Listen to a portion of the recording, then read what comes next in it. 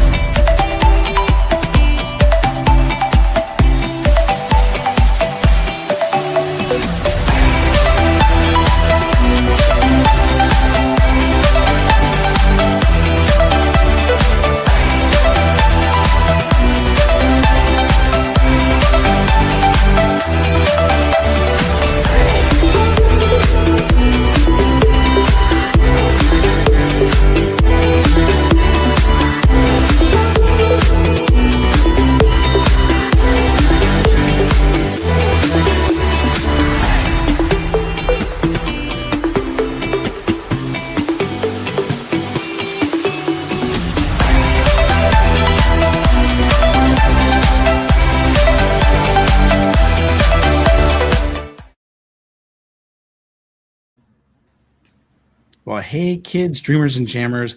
Welcome to another episode of Park Streamers Hangout. We are excited because we're going to have a fun night tonight.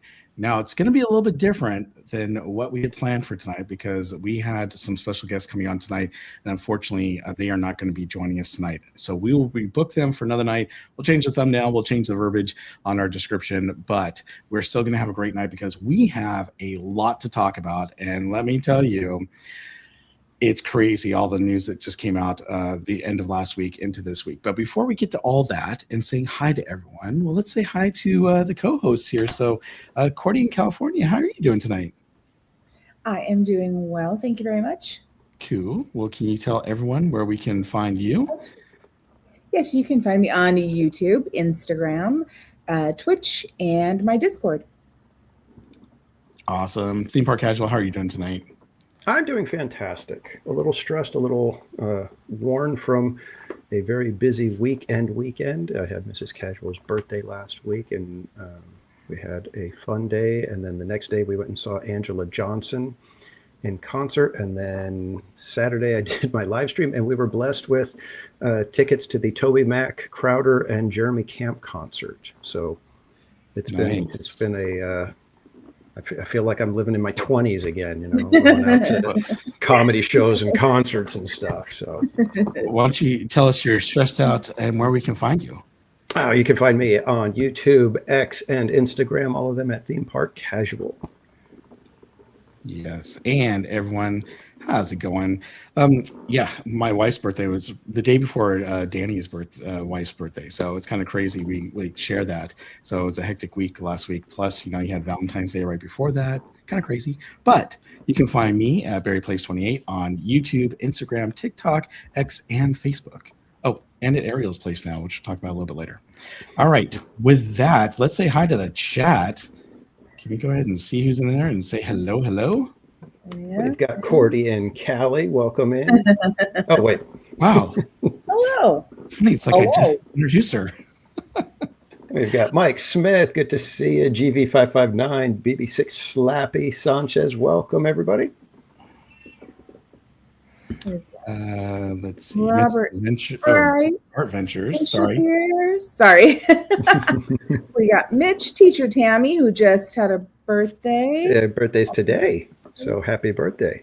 Oh, that's right, because it was last night. We did it before midnight. I'm like, let's do it now. So happy birthday. Happy birthday, let's put some little confetti behind us here so we can celebrate. Hello. Happy birthday. There we go. Confetti for Tammy D. And happy birthday.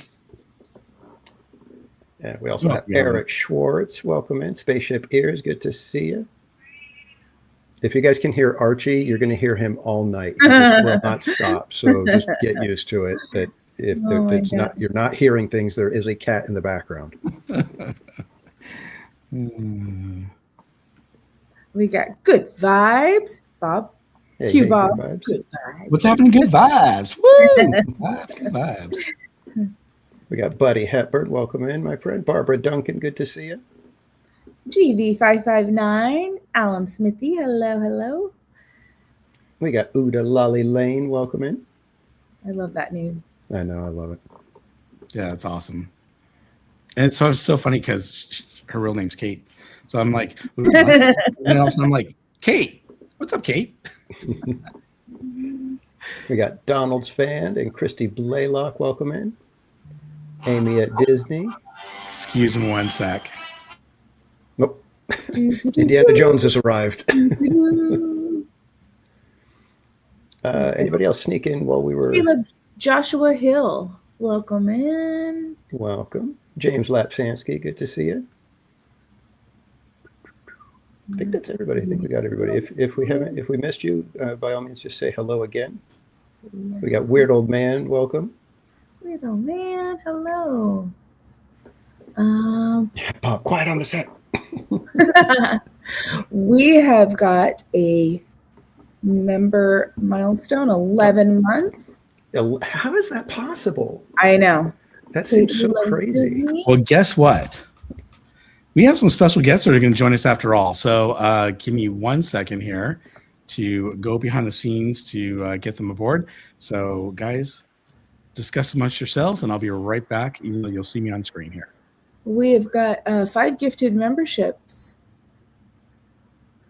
Thank you, James. Yes, thank you, James, and congrats to Alan Smithy, Christy Blaylock, Good Vibes, Kiki and Luca, and oh my gosh, it's Judy for snagging those memberships. So flags in the chat for James, and I'm going to put some flags in the chat for, was it Kate with the milestone? Yes, yes, Kate, and flags in the chat for Kate as well. And Mike Smith also with a member milestone of 11 months. More flags in the chat, everybody. Yes, thank you guys so much for the support. We do appreciate it. Jennifer Beausoleil, welcome in. Oh, I guess we're getting on the milestone train here, so keep the flags coming, everybody. We got Weird Old Man, 11 months, and he says, "Hurry, Bob, I'm getting old fast." And Slappy says it should be 11. Well, it's not. And you only have yourself to blame. Actually, it's kind of funny because I think mine would be the same way. I think, let me see. Can I do a milestone? Yeah, mine's 10 months because the first time I did it, I was trying to do it on my phone, I think, and I had the wrong account. So there it is. Womp, womp. Oh, it didn't. Okay. So they should be joining us shortly as they log in. Do we want to go ahead? Did we say hi to everyone in the chat, by the way? I think we did, but we're getting all kinds of milestones. And I know you're talking about milestones, and we got gifted memberships. Thank you, everyone, for the gift, especially James. Thank you for the gifted memberships, and Kate for your membership, and Mike and Weird Old Man, and BB6 Slappy, and Teacher Tammy D, and Amy at Disney, and Theme Park Casual has been a member. And Pete McDevitt, welcome in. And okay. Paul M. Newitt, good to see you. Do we want to go ahead and should we read the bios while we're waiting for them to come in? We can. Let's see here. So everyone, thank you for your patience for waiting. Tim was having some computer issues, and we thought we were going to have to reschedule, but apparently they're working now, so he'll be with us in just a moment with Martha Blanding. So thank you for your patience in waiting. And then we'll get into the Disney news that we're going to talk about after the interview, because we have a lot to talk about tonight when it comes to Disney news. It's crazy, all the stuff that was announced at the end of last week into this weekend. So yeah. Cat K, welcome in. Sounds like it's going to be some great stuff to talk about and some good things happening, hopefully soon. So yeah, we shall see. Well, yeah. I mean, it sounds good. We just have to wait and see. Yeah. Right? I mean, that's half the fun, right? Waiting and watching everything happen. Yep. It's true. Okay. There's plenty of time for me to get cranky. Cranky? Did you guys hear that? Yes. God. The cat is going to be meowing all night long. He is. And so, yeah. If it gets to the point where I have to mute, I'll mute. if you guys just say, it's really bugging me, just let me know. It's okay. Debbie Bernfeld, welcome in. Krista Joe, good to see you.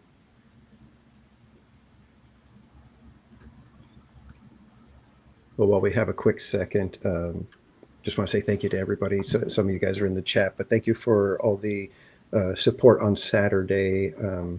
I was blown away. Was not expecting it to be quite like that, but all the sticker packs gone in less than an hour, and yeah, so just say thank you. We see a bunch of the purchasers in the chat right now. So yeah, that's awesome.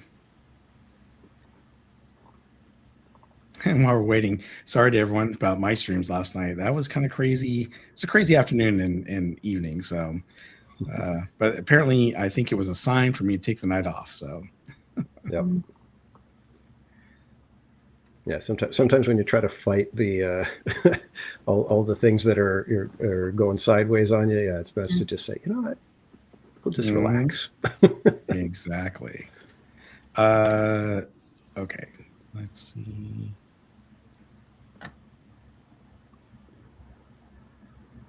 While we're waiting, do you want to go ahead and go into one of the news things? Just briefly talk about that, and then we can segue back into it if we don't finish it by the time they join us. Okay.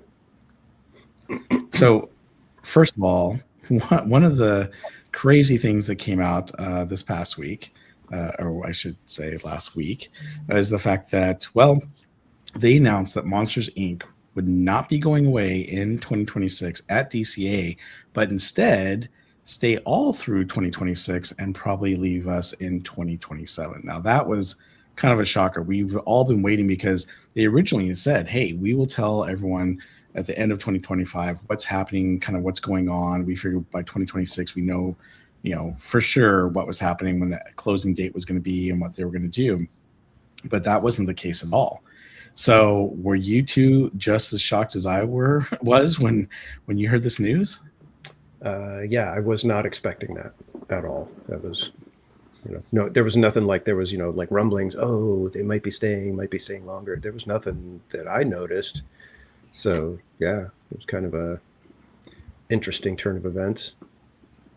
Okay. The only thing, like looking back, where you're like, oh, okay, that's why we didn't have like a date. You know how it was very vague. So yep, I think that was only the typical sign. Let's get back to that topic because we just had Tim O'Day join us. So let's go ahead and we'll bring him in, and then we'll talk about his bio as well as Martha Blanding. But Tim, how are you doing? I'm much better now. Thank you. I'm good. No problem. Tim had a little computer meltdown today. Oh, no. And those are never fun, of course. No. Tim's laptop decided to have a little incident. So Tim's much better. Yes. Very good. Yes. And well, good Martha to see will be you, joining Tim. us as well. Martha will be joining us in just a few minutes. Okay. Yes. Okay. Very good. Well, no problem. Tim's not very technical and needed some help from the friends at. So. Yeah. The squad. The squad. So they're my new best friends. Let's just put it that way. Yeah. So good to be with you. Yeah, it's good to be with you as well. We also have joining us here, Martha Blanding. Martha, how are you? And there she is. Nice round of applause, everybody. Martha's here. There she is. Yay. For a minute there, I thought we were going to have to reschedule. Because of him, huh? Well, it's always because of Tim, but we just don't say that, Martha. You know that, right? We never say it's Tim's fault. See these? I've been with him for a long time, so it's okay for me to say. I'll say it for you. I will say, though, Tim is a great guy to hang out with. We got to spend some time with him, obviously, at Chalk just a few weeks ago, and just taking a tour of the new Chalk facility. And Tim, you are full of just humor and fun and a joy to talk to. I'm glad you completed that sentence. You said, okay. Tim, you're just full of. So good. I'm glad you completed that sentence. So thank you. Thank you very much. Definitely wasn't going in that direction, Tim. You really got them going, didn't you, Tim? Yeah, we did. We had fun. That was fun. So we didn't have a chance to talk before the our interview started with you, but we're going to go ahead and read your bio so everyone gets to know you a little bit better. And then we have a lot of questions. Obviously, we're talking about this, amazing book here. Oh, you can't really see it because of my background. Sorry about that. But there it is. Yep, there you go, Tim. Thank you. So we'll be we'll probably have a lot more questions for Martha than we do for Tim, but we will definitely have some questions for Tim. And we may have to have him back, if he's a really good, guest. Now, hold on. You have to have more questions because you have a legend here. That's right. Exactly. Legend. That's right. Yes. I'm on the other Which side. reminds me of I'm on the often. other side. You're on the other side? I will tell you. What, Martha? Are people going to be able to see us, or is this just an audio? No, it's a video and audio, so they'll be able to see you. In fact, it's live right now. We have people watching. People are watching you right now, Martha B. I don't have on lipstick. Uh-oh. People are seeing you without. Oh, wait a minute. Hold it. If any of you read the book, in the book, when Martha gets all dolled up, she calls it getting all cute. Mm-hmm. Are they catching you without you being cute? I'm cute anyway, but they catch me without my lipstick. Just so you know, I'm not wearing lipstick either. So there you go. And as my daughter would say, good.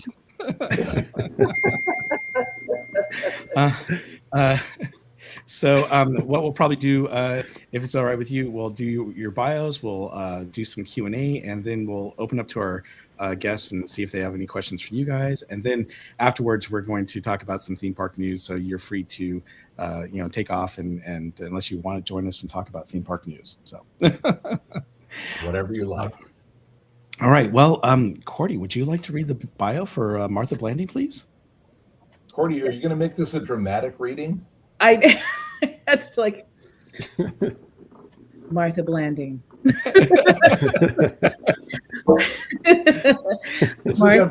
Everybody, this is going to be good. Okay, go ahead, Cordy. No pressure. All right, so really need no introduction, but Martha Blanding is a Disney legend and co-author of groundbreaking magic. She began working at Disneyland in 1971 while attending. That was a long time ago. That was a long time ago, Martha B. Tim, she's reading it, not you, okay? Oh, sorry. Mute. No. And she made history as the park's first full-time Black tour guide. Over a remarkable 50-year career, she rose from tour guide to senior manager of merchandise and special events, helped pioneer the Disneyana Convention, and co-founded Pulse to support Black cast members. In 2024, she was named a Disney Legend, a historic honor after half a century of making magic. Amazing. Wow. Quite a bio. Yes. You did all that, Martha Yes. B? Yay! Get out of here. And Danny, would you like to read Tim O'Day's bio, please? Uh-oh. Sure. Here we go. Now? Tim O'Day is an award-winning PR executive, Oh, he did do this. creative consultant, event producer, and best-selling author.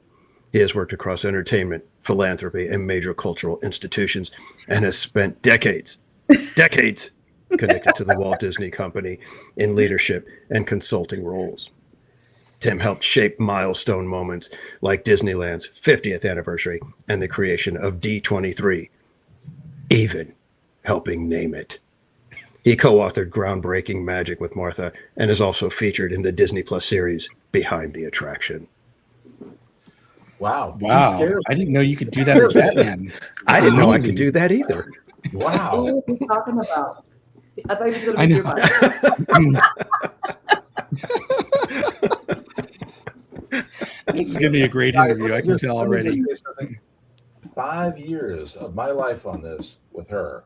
5 years with this. and you can just imagine what my life was like, okay? I'm sorry, Martha. We feel for you. Thank you. Thank you, Bob. He's a little You're brother welcome. that you give 25 cents to and tell him to go get some ice cream and don't come back. Okay? That's Hey, hilarious. little brother. Hey, Martha. Well- Martha, Tim, are you we're done at yet? company. We're in front of company. Are you done yet? No, we're just beginning. Bob start the program. Okay, Bob. We're good. Thank you, We're Martha. good. So let's talk about the spark behind the book, Martha. You said that you never planned to write a book. Why was that? You have such an amazing story. Why didn't you think of ever writing a book? I'm not a writer. I'm not a writer. That's a good reason. Yes, I've been told that I'm a good storyteller, and every time something would happen to me, good or bad, I would share it. I would share it. The bad ones I shared to use as an example because I'm a believer in learning from your mistakes. And I would share it because I'm talking about me, I'm not talking about anybody else. And I would share it with other people to explain the situation, so that they can learn from that mistake also. Very And nice. people Sorry, kept go ahead. encouraging me to write a book, and I kept saying, I'm not a writer. Then one day, a mutual friend of Tim and I's, she says, Martha, I'll help you write the book. And I said, I'll think about it because I'm not a writer. But then I realized that I would need someone to help me that was close by because one of the things that I did as a buyer, I was the book buyer for Disneyland for many years. And so I kind of had a little bit of knowledge about writing, just a little, real little. And I figured that I need someone that's here that I could talk to all the time because there's a lot to talk about. And I've known Tim for many years, and I knew that he was a writer and that he had written many books, and he's very good at what he does. And don't nobody tell anybody I said that, okay? He is very good at what he does. And so I asked him if he would help me write the book, and he said yes, he would. So, But Martha B, there was a Disney legend who kind of pushed you to write the book, right?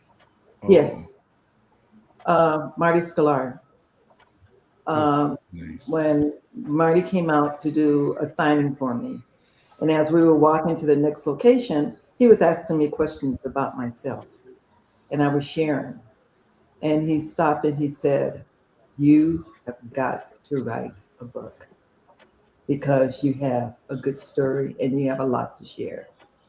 And that really made me think, well, maybe I should. And the rest is history. Nice. And Tim, obviously, she approached you and asked you if you'd write the book with her. But what did you see in Martha's story that made you feel like you had to tell it? Money. Oh, no, but that works too. No, no. You know what it was that Martha and I, when she asked me to write the book, I said, well, what do you want to say? And I said, you just want to tell your Disneyland story? And she said, well, no, I think I want to tell my life story, but I think I want to tell starting with my family story. And I said, well, that's kind of neat. I said, tell me about that a little bit. And she started telling me about it. Now I'm a big history buff. So she started talking to me about her family history. And, we haven't done much genealogy on my family, but the Blandings have, and their history goes back quite a ways. And the more she talked about it, the more interested I got. And so to me, my favorite part of the book is before she gets to Disneyland. I find that portion of the book most fascinating. I started at Disneyland in 1976. So I started, 4 or 5 years after Martha. So I've kind of grown up with Martha at Disneyland. So I kind of knew that portion of the story. So it was her family story that I found most fascinating. So when she told me her family story, I was hooked. So that's what kind of roped me into it. And Yeah. you know, it's interesting you say that, because one of the things I love anything about family. And so when I was reading that, I'm like, this is really cool, because you really got to know Martha and her family, and her upbringing that led her to her career at Disney. So I thought that was great as well. Yeah. So and having known her sister Mary, I learned some stories about Martha and Mary together that explained a lot. What do you mean by that?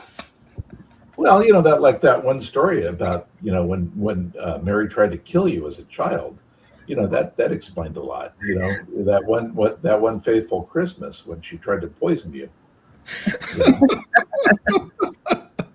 I don't think that was in the book. No, that wasn't the book. It's in the book. No, with the Christmas ornament. When I read that part, I was just like, oh my goodness. No. What, Martha? What? No, that's true. She tried to poison you with the Christmas ornament, remember? Oh my goodness. Tell the story, it's true. It's in the book. Okay, you're gonna let me tell it? Go ahead. The Christmas years ago, they had these Christmas ornaments, and they were like a tube, and it was liquid in it. And it, when you plugged it up, the tubes were different colors, and the liquid in there kind of bubbled a little bit or whatever. Mm. So Mama had bought some for our Christmas tree, and of course, I have two brothers also. So the four of us were decorating the tree. And we pulled out this box with these new ornaments in it. And I was, of course, interested. I was inquisitive, and I was looking at it, trying to see what it was all about. And so my sister goes, I dare you to taste that liquid in there and see what it is. Well, you don't dare me, okay? So I bit the tip of it off, and I really didn't take anything. It was water, right? But she ran and she told Mama that I bit it and that I drank the fluid. Of course, when I dropped it, the fluid all ran out on the floor. So by the time Mama got there, it was empty. So she thought I drank it. So she rushed me to the hospital. They pumped my stomach because they wanted to make sure there was no liquid or glass in my stomach or my throat or whatever. So they told her, they said, Miss Flyman, she's going to be fine, but we'd like to keep her overnight just to make sure and watch her and make sure everything was okay. And so my mother didn't want to leave me, but she said, okay, that's fine. And so Mama left, and they put me in a room, and there were other kids in the room, and they put me in the bed, and they told me to stay there.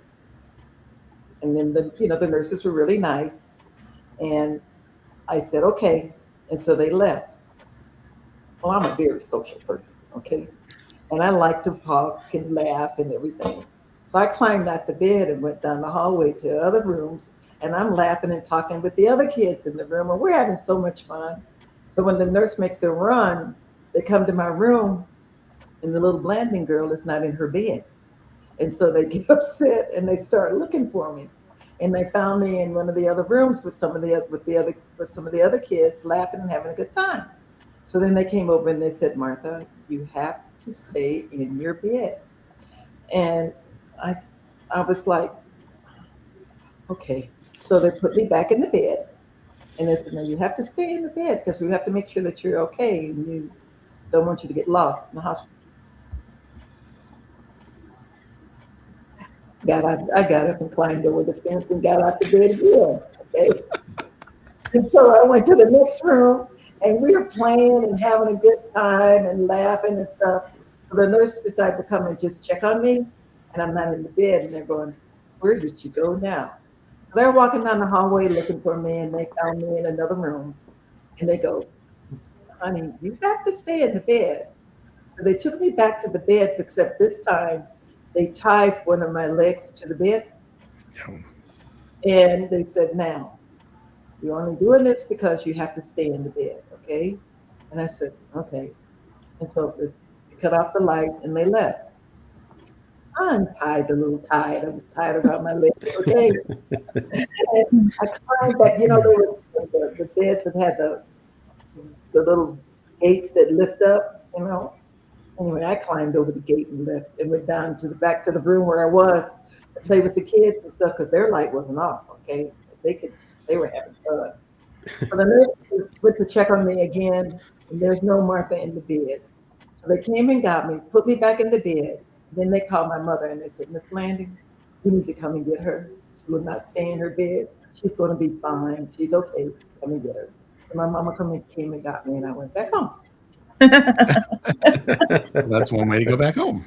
I was really wanting to go back home too, because at home I had my brothers and sisters to play with, and we had a good time. And I was home. But Mary still tried to kill you. Shut up. You're so bad.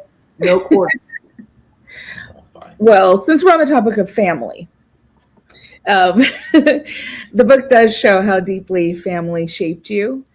How did your parents' resilience influence the way you navigated corporate spaces that weren't necessarily built for you?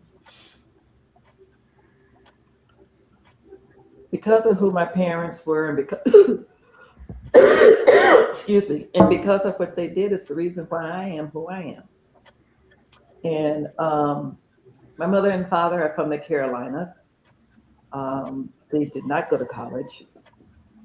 They went to high school, graduated from high school, and they were the high school sweethearts. And they got married later on. And my mother worked at a theater in Asheville, North Carolina.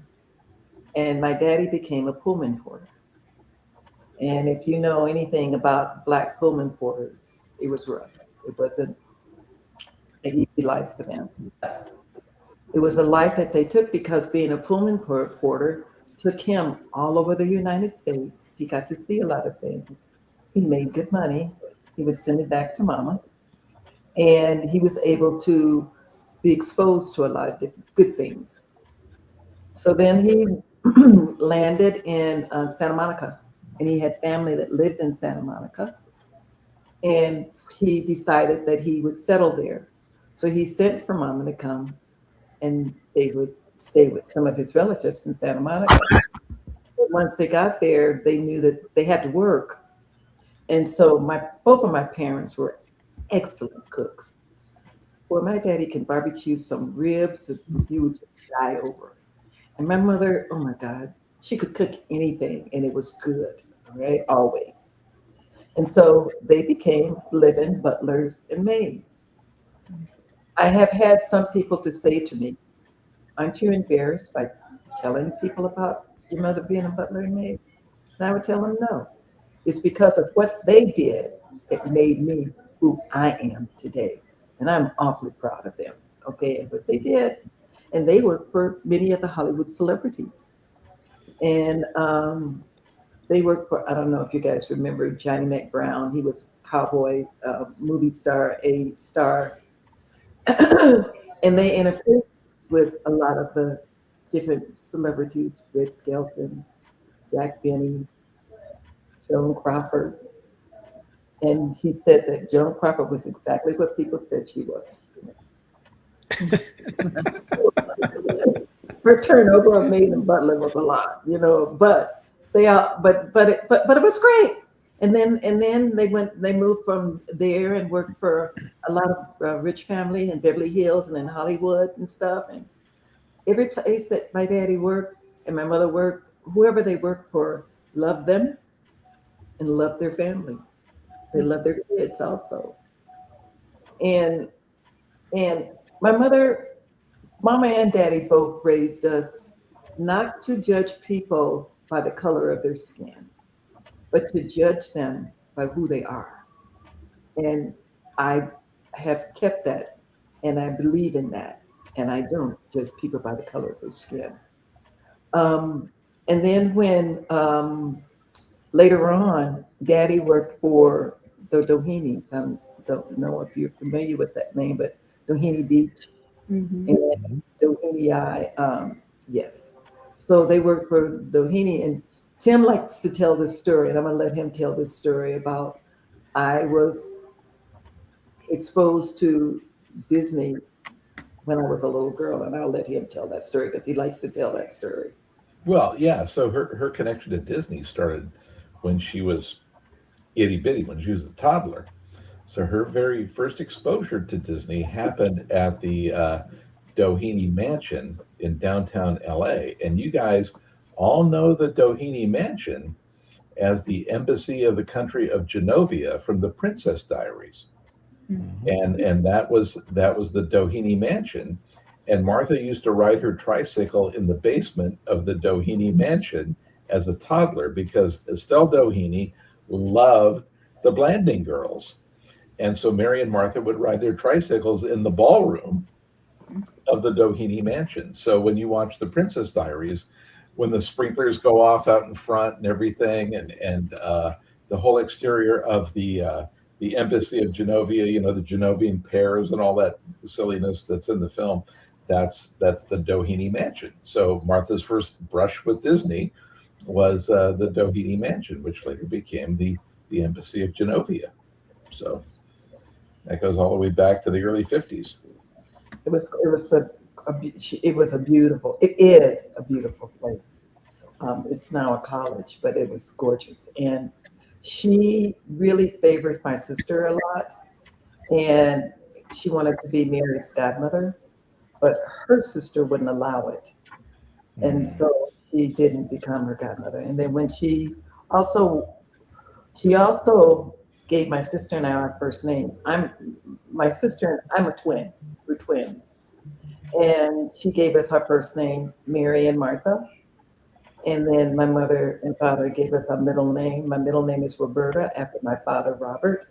And Mary's middle name is Renella, after my father, Ro, my mother, Nellie, and my aunt, Ella. Renella is her middle name. And we just had a ball. And then later on during the years, as we got older, my mother would expose us to a lot of different things. She would take us to concerts. She would take us to lectures. We also grew up in a community where my mother was a community worker and she worked in the school. Every school that I attended, elementary school, junior high school, high school, my mother was PTA president. So she was on the campus all the time. Now, the bad part about that is that I couldn't do anything bad. Not that I wanted to now, but I couldn't do anything bad because you didn't know if Nellie was standing behind you or not. Okay? So you did not want to do anything bad. But I also have to say it was nice to have my mother there and have her to be a part of schooling and our education.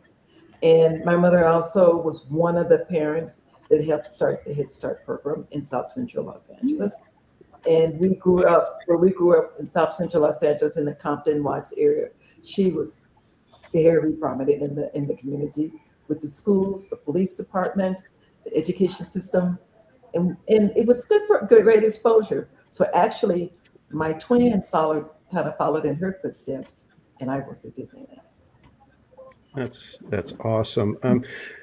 Martha, you said that in the book, you say you were just doing your job and you didn't think yourself as a trailblazer.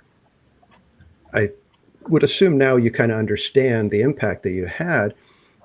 When did you first realize that, you know, the things that you were accomplishing and the things that you were doing were actually creating a space for the people to follow after you? To be honest with you, it wasn't until after I retired, because you're correct. I was just doing my job, and plus I like helping people. And like I said before, I would share my stories for them to do good as well as me doing good. And you know, I would always tell my boss, every new boss.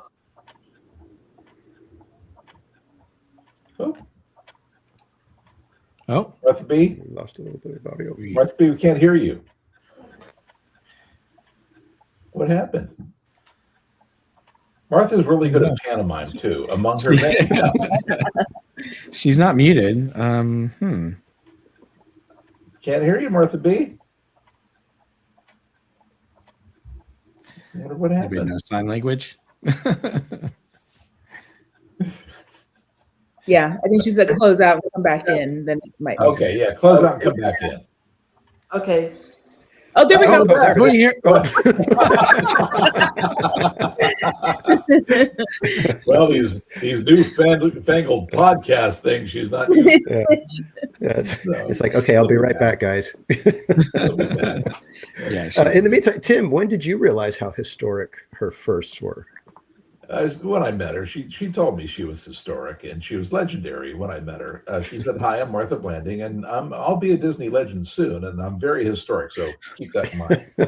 Yeah, that was when I first met her, and yeah. No, I'm kidding. Well, Martha, Martha had a reputation at the park, well, Martha was very popular when I met her because she was the merchandise special events person, and she had been the merchandise buyer for candy and all kinds of things. So Martha had a stash of just about everything, and so she was always very popular.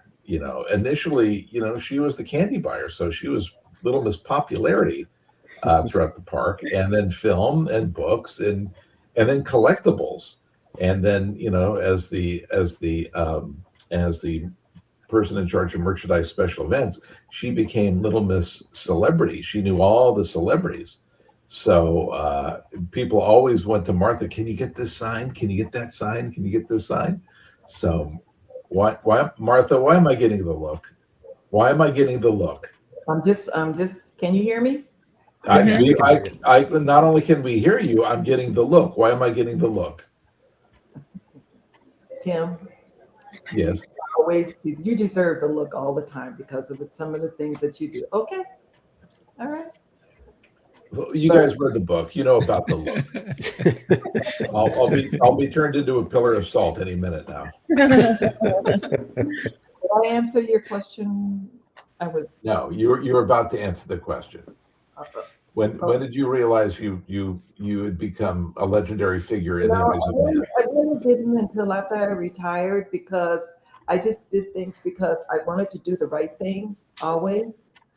Not that I am not perfect and I made mistakes, but it's okay to make mistakes. You can't live in this world without making a mistake. And I would always tell people, if anybody tells you that they do everything right all the time, they're lying. Nobody does. No one does. And it wasn't until one morning we came in to take some photos and do some taping for the announcement of the Legends Award. And it was Tim and myself and a couple of other people from the studio, Will Smith and his team. And a couple of my really good friends from the hotel, after it was all over with, they came to see me. And they asked me, they said, "Martha, do you understand what it means to us for you to be in this position and what you do for us?" And I said, "No." Then they told me, then you are a representation of someone coming in at an hourly level, working their way up the ladder to a senior level, working with a lot of different people, doing a lot of things, helping as many people as you're always helping people. You're always giving good advice. You are a good listener, and you are an example. You're an inspiration to all of us. And now you're a Disney legend. And I just sat there listening to them, and I started crying, because it's like, how you wish and you hope that you're always doing the right thing and that you're making some people happy. You're not going to make everybody happy, but that you're a good person and that you're doing good things. They answered my question. I did. And I was doing good things. And I did what my mother and father wanted me to do. And I did what I wanted to do. I wanted to help people. I wanted to pass it on, play it forward. Excuse me, that's it. I wanted to play it forward. And so that's what I tried to do. And again, I am not perfect. And usually when I made a mistake, it was big mistakes, okay? But I did it. And I'm continuing it now. Well, I was going to ask you a question about, you becoming a Disney legend, but you kind of answered that in that last answer. So let's go with a different question. We're in Black History Month right now. So looking at your 50-year career through the lens of Black History Month, what part of your journey feels the most meaningful today?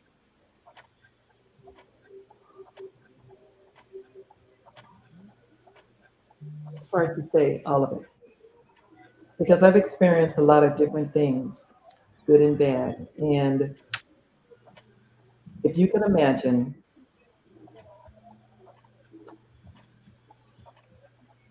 being called the N-word, and I chose not to go ballistic on the person that said it because I wasn't going to step down on his level. My father never said that word, okay? And he was a big man, all right? And neither did my mother. And this white man is going to call me the N-word. And I was proud of myself because I didn't do what he probably expected me to do. I did the opposite, okay? And I'm gonna tell you, I didn't put up with it. I did go and talk to somebody about it. I don't know exactly what happened to him, but I never saw him again, okay? And I was proud that I was able to do that. And because it was very hard not to lose my temper because I really wanted to cold cock that man, but I didn't. And I'm proud of that. I'm also proud of the fact that I can be an example for the young ones or the old ones, because it doesn't matter how old you are. You want to change your life, you want to do something different in your career, it doesn't matter how old you are, do it. And I'm glad, it makes me proud that people can say, it's because of you that I did this. It's because of you that I want to do this. It's because of you that I am who I am. And it makes me very proud. I had a little girl. Well, she wasn't a little girl when I saw her, and I didn't know this, but she was a young tour guide. And after she became a tour guide, she found me, and I was still a tour guide. She found me and she said, Martha, she says, one time my mother, my parents, my family and we came into the park and we saw you. And I said to my mother, I said, Mommy, she was a Disney fan and everything. She says, Mommy, I want to be just like her. And I said, really? That's what you said? She said, yeah. And I said, and she was a tour guide. But you know the best part about that? What's that? She was white. So she didn't look at me for the color of my skin. She looked at me because of what I did and who I am. And that made me really proud. It's a great story. If I can interject on something, if you guys ever see video, I don't know if any of you were at the Legends ceremony when Martha got her award, but if you see video on YouTube of Martha getting her award, I think the very first person to get the award that night was Harrison Ford. And of course, Harrison Ford, Indiana Jones and such, got a great round of applause. And then there was John Williams and all kinds of celebrities, Miley Cyrus and everybody. But when Martha got her award, Martha got just rounds and rounds and rounds of applause and standing ovations. And I would bet that if you timed out Martha's applause, I can guarantee you that it was louder and longer than anybody. And she got multiple standing ovations. And when they cut away to Miley Cyrus and a few others, they were all bawling their eyes out. And I think of all the Disney legends through all the years, and the ceremony will be 40 years old next year. Martha gave probably one of the most memorable speeches of anybody. And I can probably count on one hand the most memorable Disney Legend speeches, but Martha's has got to be in the top 5. And if you haven't seen it, go watch it, because it's I don't know how she kept it all together, but to just see the response to her speech, people were wild, and they didn't sit down during her speech or anything. It was a pretty remarkable reaction. Yeah, there she is. There she is. Yeah. So it's pretty crazy. Yeah. Martha B. Martha B in action. That's right. Yeah. Yeah. Talk about dramatic readings, Martha B. Yeah. That's a wild night. Cordy, do you have another question? Yeah. Oh, sorry. I thought you were gonna. Oh, sorry. Nope. So, I mean, you talked about this. I think just how you approach life in general, right? So, there's a lot of joy throughout your story.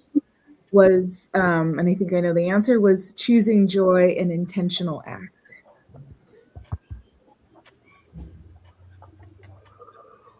Oh, there were. I chose to be joyous. I chose to be positive. The challenges that I had to deal with them. If you can imagine, again, being the only Black as a buyer, also. And when I was a candy buyer, and I go into the store and talk to people in the store, and they're kind of looking at me like, oh, who is this? In the beginning, who is this Black man? And I'm, smiling and laughing, and many of them probably had never worked for or with an educated Black woman before, so it was new to them. And a lot of people, when they see someone Black, not all people, but many people, when they see someone Black, they think Watts, bad, murder, good for nothing, uneducated, can't speak. And I wasn't that. And I would go in and I would talk to the cast members. But one day my manager called me into his office and said, Mark, I need to talk to you. And I said, okay.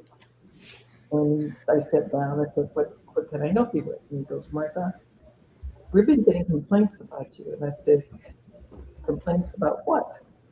And they said, people are afraid of you. And I said, afraid of me what? What am I doing? He says, people are afraid of you. They are afraid to approach you and afraid to talk to you. And so I said to him, I said, tell me what it is that I'm doing so I can correct it. He didn't tell me what I was doing, because actually I wasn't doing anything different than the white buyer, okay? The problem was the color of my skin, and they had never worked with anyone like me before. And so I told him, and I tried to be very positive about this. I told him, I said, if you can tell me what it is that I'm doing so that I correct it, I will correct it. But you can't tell me, because I'm not doing anything different than the white buyer that I stand with and that I work with. So this is not my problem. This is their problem, and they need to correct it, not me. I said, so I tell you what, we're not going to have this conversation anymore, okay? Because I'm not going to do anything that's going to make me look bad and it's going to make you look bad. I'm going to do my job, and I'm going to do my job with a smile on my face and do what I need to do. I said, so when they complain to you again, you ask them, what is it that I'm doing? So that you can tell me and I can correct it. And if it's something that I can correct, I will. He never came back. And he couldn't tell me because it wasn't me. But you know what? I had to put that behind me. And I had to do my job. And I had to continue being the Martha that I'm always. Very pleasant, educated Black woman who enjoyed people, and I enjoyed talking to people. And that's exactly what I did. Yeah, that's amazing. And along with that, Disneyland has always kind of been among the forefront in those cultural shifts and things like that. And as Disneyland evolved alongside America, what change inside the park felt most significant to you personally?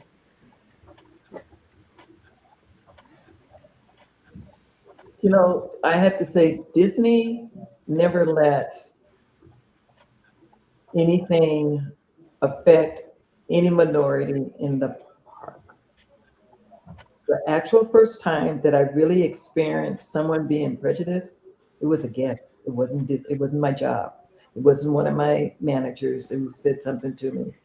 Although I would also get in a kiddingly way, Martha, I'm afraid of you. And they would start laughing. And I would say, again, what did I do? And they said, Martha, you're like a teddy bear. And I said, yeah, I am.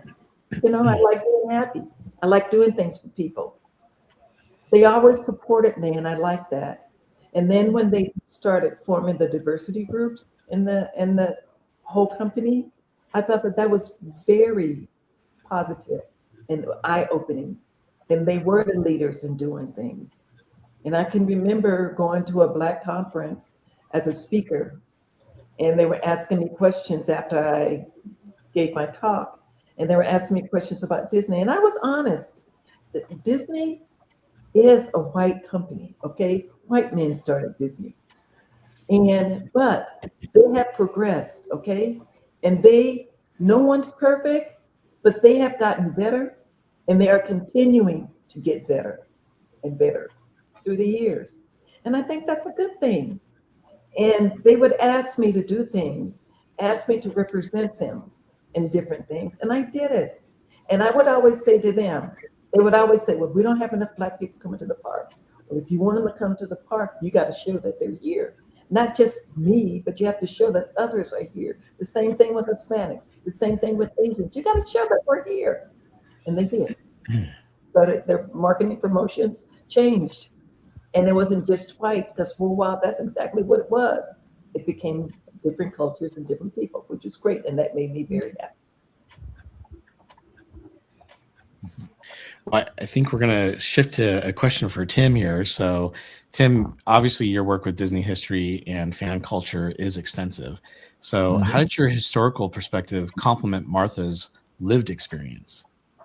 Well, like I say, with me starting, just a few years after Martha, it was pretty easy, because when Martha would reference something, I kind of had firsthand knowledge of what Martha was going through or what Martha experienced, and we also kind of knew the same people, so we kind of knew the shorthand language, so it made it really easy, and it was easy to fact check things with Martha, and Martha's a stickler for detail, and the one thing with Martha though is that Martha has the memory of an elephant, and that's a good thing and a bad thing. That's a memory, not looking.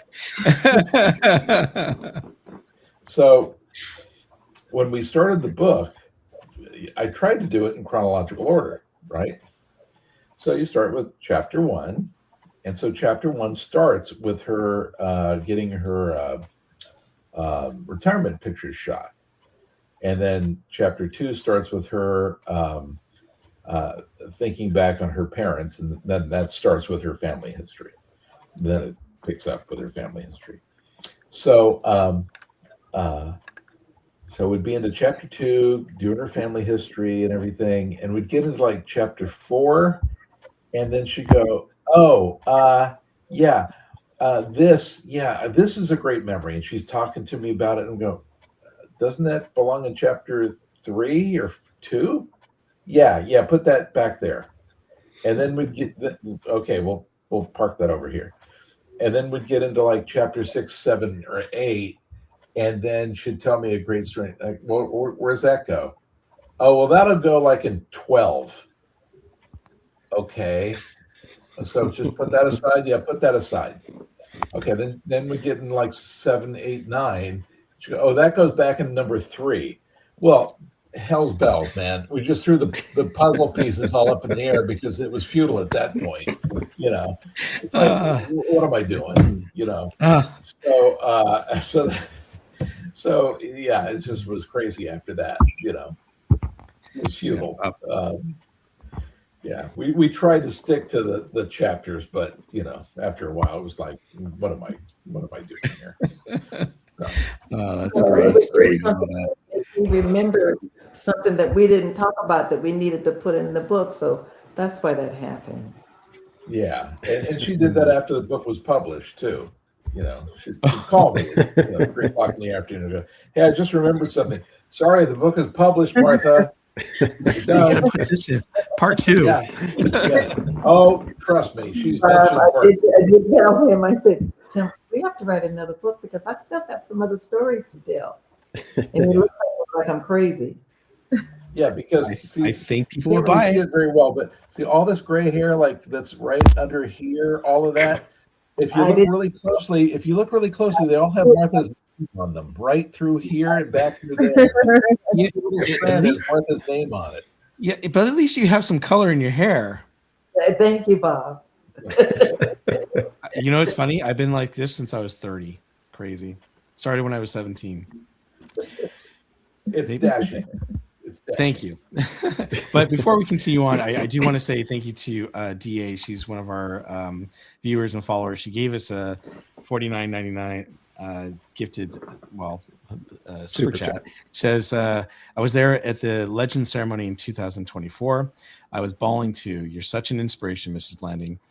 Miss Blanding, excuse me. I've always hoped to meet you and to shake your hand. Your book, Groundbreaking Magic, is so well written. Loved it. God bless you. Thank you. Thank you, DA. That's very nice. Thank you. No, she said that it was well written, not by Tim, but by Martha. Okay,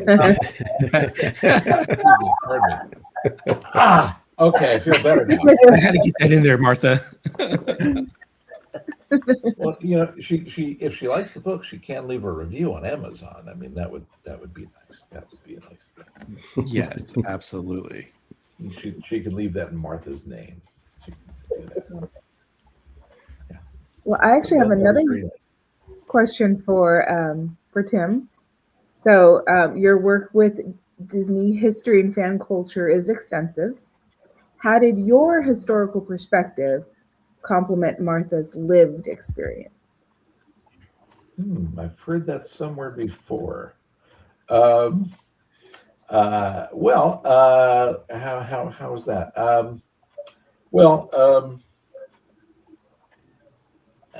That's just. I think that. Here's the funny thing. I'll take this a different way. So, when I left Disneyland, my career took a similar turn to Martha's actually, because when I left, I worked at Imagineering. So I was an Imagineer for a while, and then I worked in publishing, but then I worked in consumer products. And that's where Martha and I really started to work together because I worked in the collectibles area. And so Martha and I worked together in collectibles. And Martha and I had a lot of misadventures together at that point. We worked on the Disneyland conventions together. And that's when Martha really had her hand in. Martha doesn't get enough credit for really getting those things off the ground. I don't know if any of you went to the official Disneyland conventions back in the 90s, but Martha had a big hand in making those happen. And Martha had so many connections with some of the original Disney celebrities and legends, like the Musketeers and Fess Parker and Annette and all of them. Martha made all of that happen, and Marie Osmond and such. So Martha and I kind of bonded over the official Disneyland conventions. And then, Martha and I also, thanks to Martha really helped me out with something with when I was overseeing marketing for a little little known initiative called Disney Auctions by eBay, which happened around year 2000. We wanted to start that off with a big bang. And I said, we've got to have something big. It's got to start with something big. We've got to auction something big. And so I was kind of commiserating with Martha. And I said, Martha B., what do we have that's big? I need something big. And she said, well, she said, the resort is being, remodeled for Disney's California Adventure. And I've got something you might want. And I said, what's that? She goes, I have the Disneyland marquee on Harbor Boulevard. And she said, I can only take one side of it. Do you want the other side? And I said, yes, I want the other side. So Martha took one side for the official Disneyana convention, and I took the other side for Disney Auctions by eBay. And unbeknownst to him, I sold it to John Stamos for $36,000. And that was our big opening thing for Disney Auctions by eBay. And then Martha sold it for the official Disneyana convention. So, and then Martha helped with the Sotheby's auctions that I did, and lots of things. Then of course D23.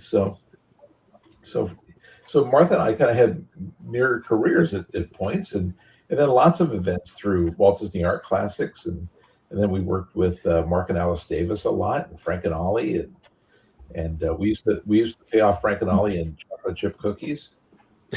Remember that? and lots of lunches at the Tam O'Shanter, and with Kathy Beaumont and Eileen Woods and Mary Costa and all those guys. And it's funny because sometimes Martha and I will think back, and it's like it's kind of a pinch me moment that you think we worked with all those people, Okay, that's a perfect segue for my question. I'm reading the book, Martha. There's the one part where you're talking about when Cary Grant was doing the candlelight. Reading it, I could almost hear you giggling as you're telling the story, and it was so amazing. I'm a big Cary Grant fan. Love Cary Grant. Every time I see a movie with Cary Grant, reminds me of sitting and watching the movies with my mom. She loved Cary Grant. I've always been like, if I could be just a little bit like Cary Grant. What was that like? Number one, just being able to hang out with somebody like that. But then, when did it ever become kind of like, oh yeah, that's so and so? You kind of lost that starstruck feeling. Did it ever get to that point where? Oh my God, no. I'm a Cary Grant fan also. I love me some Cary Grant, okay? And especially because he did Mr. Blanding's Dream House, Blanding. Mm-hmm. And so Cicely Rickon, our manager for the tour guides guest relation, she called me in, and she called my friend Kathy Murphy. She wanted to talk to us. So we went into her office and sat down, and she said, I have a special assignment for the both of you. And we said, okay. And then she says, that this coming weekend is the candlelight ceremony. And our guest celebrity, I would like for the two of you to host the celebrity. So Kathy and I, we kind of looked at each other. We said, okay. And then when she said, it's Cary Grant, okay, now, mind you, we had to always maintain that professionalism, okay? So in my head, I could be Martha, all right? So in my head, when she tells me that I'm going to be the VIP hostess for Cary Grant, just fireworks start blasting off the top of my head, and in my head, I'm going, oh my God, Cary Grant, I love Cary Grant. He's my favorite Hollywood star. Whoever thought that I would ever be Cary Grant? That's in my head. But in front of her, I'm sitting going, okay. Yes, and I would kind of look at each other because she liked Cary Grant also. And she explained what she wanted, what we had to do, that we were going to meet him and his daughter and their little friend, and backstage by security when they arrived, and that we would be with them for 2 days And then at one point, he would leave to go rehearse for candlelight. So one of us would have to go with him and the other would have to stay with the girls. And we said, okay, that'll be fine. She said, now, the other thing is you can't say anything because they always kept for candlelight a big secret. And it was not released until the day, that moment right before they came out on stage. That's when they would let people know who it was. We couldn't say anything to anybody. But she said, the way you walked into this office is the way you have to walk out of the office. Because I don't want anybody asking you any questions about what you're going here for. So we said, okay, that's fine. And so she said, you can't say anything. We said, we won't say anything. So we left the sleep office. Kathy and I are looking at each other. We went we went to wardrobe to change clothes. It was time for us to go home. So we go into the bungalow and we look around to see if there's anybody in the bungalow but us. There's nobody in there. So that inside Martha was able to come out. We were yelling, screaming and having a good time about Scary Grant, we want to host Scary Grant. Oh my God, Scary Grant. We were so excited. So then we went home and I lived in LA, but I stayed out there that weekend because of what we were doing. And I stayed with Kathy. And so the next day we come in, we get dressed into our VIP hostess outfit. We go over by security and we waiting for him to arrive. And so this big, beautiful black limo comes pulling up in front of security and the door open and you hear this voice. It was very good. So the girls jump out of the car and they're all excited about being at Disneyland. And he's telling the girls, don't run around, just stay right there. And then he steps out of the car. Lord, have mercy, Jesus. My heart. However, again, all of the fireworks was going off inside my head, but outside of my head, I had to be that Disney professional VIP hostess. Hello, Mr. Grant. He goes, call me Carrie. He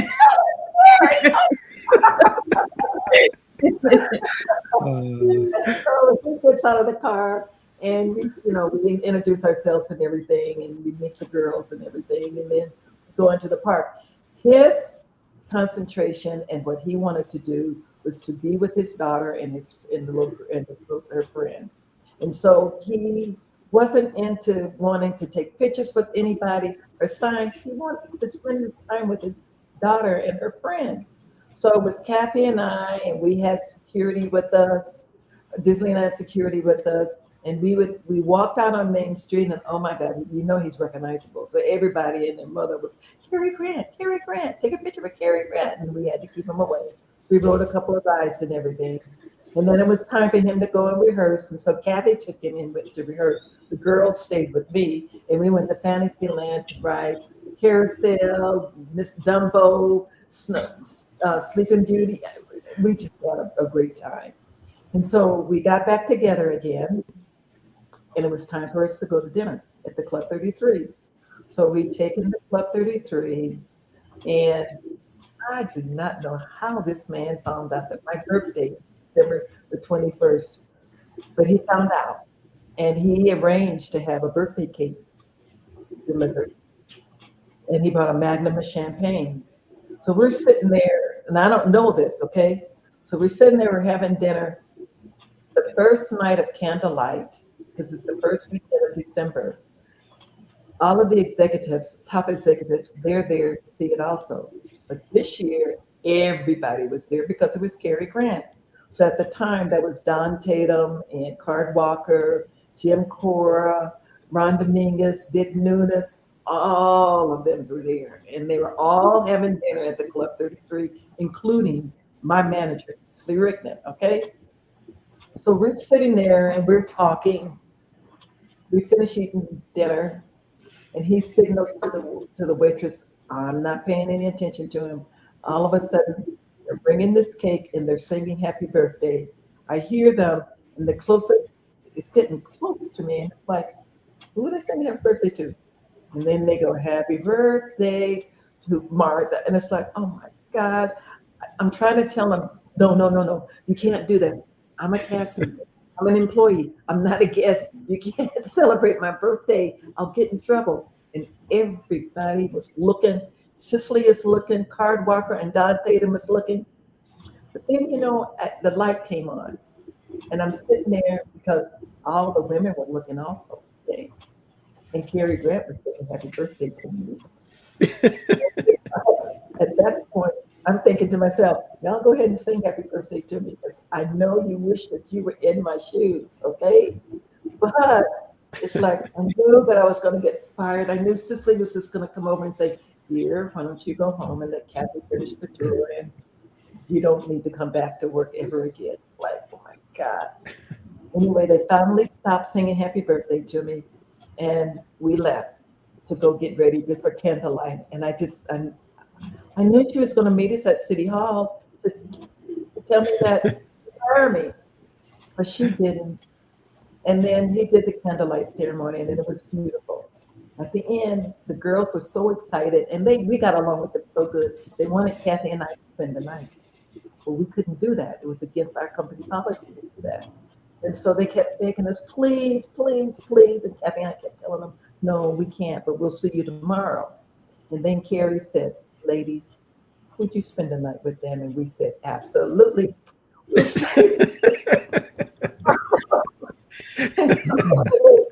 go over to the hotel and we get them all situated and everything. And then we told them, we have to go change clothes and then we'll be back.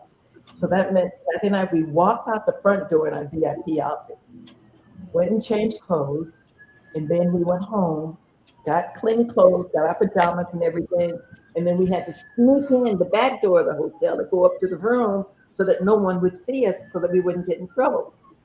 Now, I do want to say something here, and I want to make this very clear. Kathy and I spent the night with the girls, okay? We did not spend the night with Cary Grant. We were in the presidential suite, and he's way on one side of the suite, and we're way on the other side of the suite with the girls that we slept with the girls. You understand what I'm saying? We stayed with the girls, okay? Not with him. And so we played with the girls. They had a good time. We went to bed. We got up the next morning. Kathy and I got the girls dressed, combed their hair, took them in the living room, told them, okay, you sit here until he comes out, but you guys stay here because we got to go back to the park and change clothes into our VIP outfits. So we had to sneak out the back way, drive over to the park, change it on our VIP hostess outfit, and then we came back and walked through the front door and went up to the suite and picked them up. I never told that story ever until the book. Wow. The book was the first time I told the story because I was afraid that while I was working that I would get in trouble. But then after that, I figured, what they're gonna do? Fire me? I'm retired. They're not gonna do it. I said, Kathy, are you okay with me putting this in the book? She said, yeah, I'm fine. What are they gonna do to me? And they're not gonna do anything to me either. So that was the first time that anybody ever knew that Kathy and I spent the night with Cary Grant. And we spent the night with the girls, not with Cary Grant. But I always, and you know what? It's still thrilling to me now, that I was able to spend 2 whole days with one of my favorite male celebrities, Cary Grant. It's great. Wow. Such a great story. I'm sorry it was so long, but you had to hear the whole story. No. Oh, gosh. Thank you for sharing that. Amazing. I think we got one more question for you, then we'll get into some Q&A with our viewers. But you preface your book, well, in the book, you preface it by saying, well, I guess you're referring to Princess Tiana and taking your place in the sun. So after everything you've been through, have you found that place? I am, like I said before, I hope that I'm an inspiration to others. And I have mentored a lot of people while I was working, and I'm still doing it now. And I like doing that. I like helping. And I can't fight your battles, but I can help you by talking you through whatever it is, the situation is, good or bad. And then you go fight your battles or go do what you need to do. And I like doing that very much. Awesome. All right. Well, thank you so much. We're going to do some Q&A, and I see that we're getting some questions in the chat here, so we'll go to those in just a moment. But I did want to throw something out to you, Martha, because we do have something in common. So I am a former cast member, and I was a tour guide as well. But my experience was a little bit different because I was actually working down at the Queen Mary when Disney was running operations down there because they were thinking about building this thing called Disney Sea that never happened in Long Beach. But so I did educational tours for the Queen Mary and the Spruce Goose when it was down there in the Dome, and it was a lot of fun. And that was a great experience because even though I was, at the Queen Mary, I got all the perks of being a Disneyland employee and going to the park and, the Splash Mountain opening when it opened in 1989, things like that. And it was a lot of fun. So, but yes, I'm a former cast member, and it was a great time. Oh, cool. Even though it's a different place. That's all right. All right. So let's see here. What kind of questions do we have? Let's see. Oh, first of all, this was just a funny comment. I need a sitcom of these two.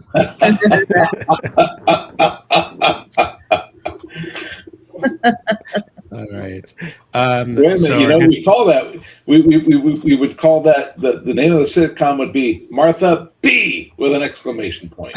I always say after that happens, I always go, Timothy, I'm going to kill you. So our good friend Paul Newitt, he says, asked him if he considered reprinting Disneyland the Nickel Tour. I knew David and Bruce, and I helped a bit to get it published in 1998. Yeah, I knew David and Bruce quite well too. Yeah, I miss those guys.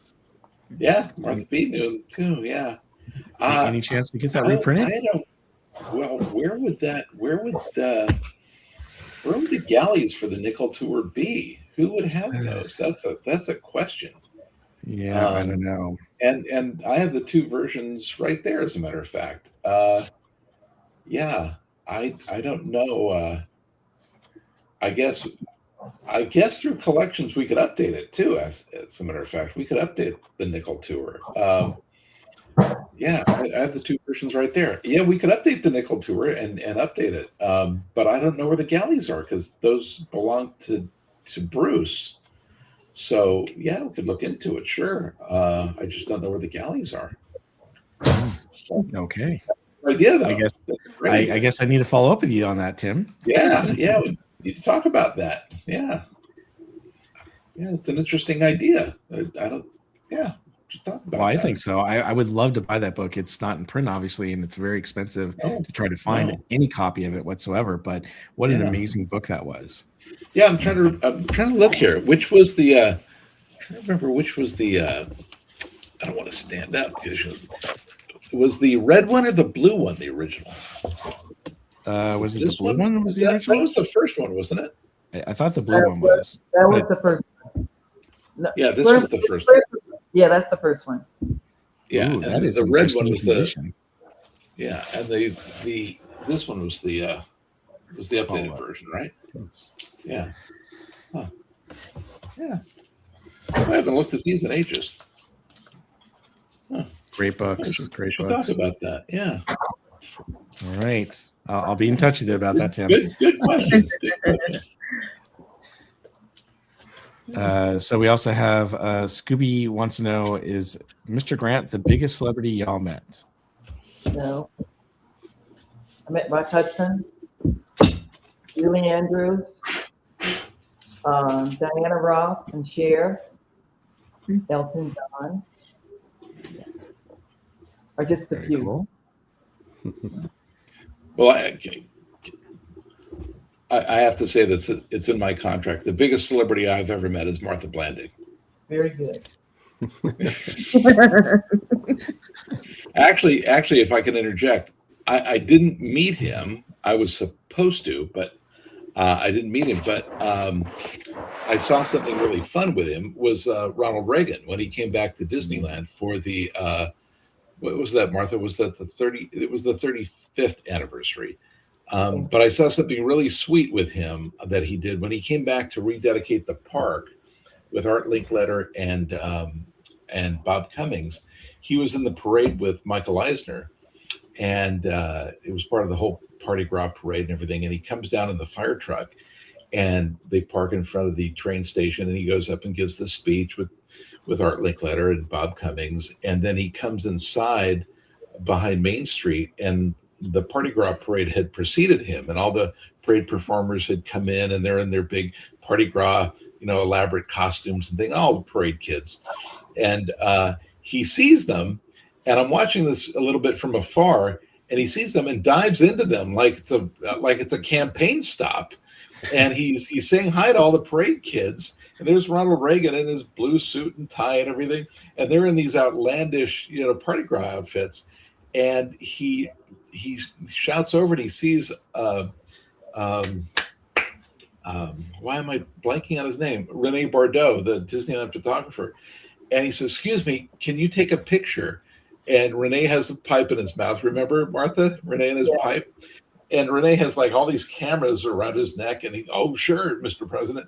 And so he gets this great picture of Ronald Reagan standing with all these parade kids with all these outlandish costumes with those giant balloons behind him. There's Ronald Reagan standing there like this, and all these parade kids. And then he says, "Now, can you make sure they all get a copy?" And Renee's like, "Sure, yeah, no problem." And Rene did. He made sure that all the parade kids got a copy, which I just thought was the cutest thing. And it happened very fast. I just kind of caught this happening. I just thought that was really sweet, real fun. Nice. Yeah. And then he went up to Club 33 to have lunch with Martha and Cary Grant. Yeah. That was Carol G has a question for both of you. It says, "What is something special about Disneyland cast members that guests don't fully see or understand?" I think the cast members, they really want to make the guests very happy. They really want them to feel this is our home, and you come into our house, and we want you to feel comfortable, and we want you to have a good time. We don't want you to come and have a bad time. And that was really important to all of us. Wouldn't you say, Tim? Yeah, I think sometimes the guests don't see how much the cast members care, especially when the cast members realize when it's a busy day and it's hot or it's crowded, and they're doing their best to make it as easy for the guests as possible. And I don't think sometimes that the guests realize how empathetic the cast members are, and some of the best guests are cast members, because the cast members enjoy the parks too, so they understand when the parks are busy and it's tough to navigate, or it's raining or something like that. So they literally walk in the guest shoes, because, as I say, some of the cast members are the park's best guests. So they understand when it's difficult to navigate things. So I just, as Martha says, I don't think sometimes the guests understand just how deeply the cast members care. And it's not the guest's fault or anything like that. I just think it's sometimes we all do things where we take things for granted. That's all it is. Yeah. These are good questions. See, Mouse Girl has a question for Martha. Did you get to keep your gold D pin? You mean my tour guide pin? Yeah. No. I had to turn it back in. Oh. But I did not have the original pin, tour guide pin. I had to give that back. But since then, they've made pins in the D, and I have been gifted with that. So I do have a D, but not my. Don't you guys think they should make a B like the D, but make it a B? We can work on that. Yeah. Journeys Out Loud. This is for Ms. Martha. What is the funniest experience when you were a VIP tour guide?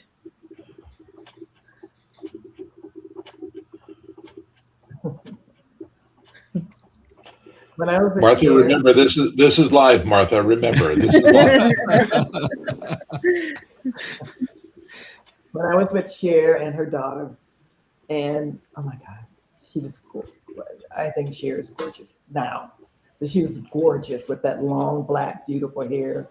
And then her daughter was with them, and we were walking down Main Street, and her bodyguard was this big guy. He was like a football player looking guy. And he was so fascinated with my D on my lapel, my VIP outfit, and he wanted it. He was a Disney collector, and he just loved my pen. And he kept asking me for my pen, and I kept telling him, no, you cannot have my pen. And he goes, but you can get another one. I said, no, I can't. I'd have to pay for another one, and I'm not paying for one because I already have one. He goes, but you could give it to me. And I said, no, I'm not giving you my pen. And then he would say, oh, look over there. And then he would try to take my pen. I said, what are you doing? I said, leave me and my pen alone, And then he offered, he said, I'll give you $500 for that pen. And I said, how many times am I going to tell you, oh, $500? Let me think about that. And I would think about it, and I would go, no, you can't have my pen, because that means I have to go back in the office without a pen on, and I can't do that. But he really wanted my pen, and we really he was having a ball trying to get my pen, but I kept my pen. Can I squeal on Martha? There's a story in the book which I thought was hysterically funny, was that Martha became a U.S. diplomat.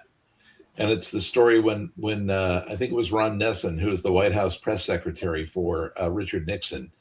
Nixon and Leonid Brezhnev, the premier of the Soviet Union, were having a meeting at the Western White House, and Ron Nessen brought some Soviet delegates to Disneyland up from San Clemente, and had Martha as the tour guide, and they had a very short time.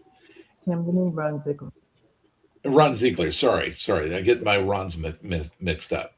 So Ron Ziegler, thank you. So they bring these Soviets up to Disneyland, and Martha's the tour guide, and they didn't have any time to take them to Club 33 or anything. It's like attractions, eat while you run, attractions, eat, and so Martha says, okay, so what should we do? Well, we'll take them on the train. Oh, and then we'll go on, they're from Soviet Communist Russia. Okay, we'll take them on the train, and then we'll go on Great Moments with Mr. Lincoln. And then what should we go on? Oh, we'll go on America the Beautiful. And then we'll go on America Sings. And then we'll watch America on Parade. And then we'll go on, oh, and by the way, have some Coca-Cola, have a hot dog, have this, oh, and a hamburger. And everything was American. And Martha said that, they just couldn't get enough Coca-Cola, popcorn, hot dogs, and everything. And when they showed up, they were kind of dour, dour old men in bad suits. And by the time they left, they were pretty happy, because the last thing she took them on was It's a Small World. Mm-hmm. And what did they see represented on It's a Small World? Russia. Mm-hmm. And they were surprised to see Russia represented. And when they left, Martha was like, okay, job is done here. Mm-hmm. This house is clean, like work. And awesome. Sent a beautiful letter thanking me, and he sent it to me, thanking me for all that I did on that tour and how much they really enjoyed themselves. Because, like Tim said, they came in one way, but they left laughing and enjoying themselves, and they loved the popcorn, hot dogs, and Coca-Cola. Oh, that's so awesome. All right. Next question we have is, Martha and Tim, what were your favorite food and drinks to get at Disney, and what are your favorite attractions? Martha B. My favorite drink was at Club 33. The fruit drink was so good. Oh my God. I love going to the club so I can get that fruit drink. And my favorite attraction at that time, I have two, but It's a Small World and Tiana. Cool. Okay. My favorite drink as a kid at Disneyland was always the mint julep. I just love that, the color. I always thought if I drank enough, I'd glow in the dark because of the color. Come on, Right. it was that greasy, sugary fritter. Remember those? Mhm. The fritters Oh, wow. and the mint julep. So I love those as a kid. As an adult, though, it sounds snobby, and I don't get it often. But you can't beat the cappuccinos at Club 33 because they're just decadent. But love those. But here's a weird combination. I think they still have the pickles, the big pickles at Disneyland. Yep. They do. I don't know where they get them. And this is a weird thing. This is going to sound very strange. And I tried it out on my nieces and nephews. But we were in line one day for Splash, and I said, "You got to try this out. It'll revive you on a hot day."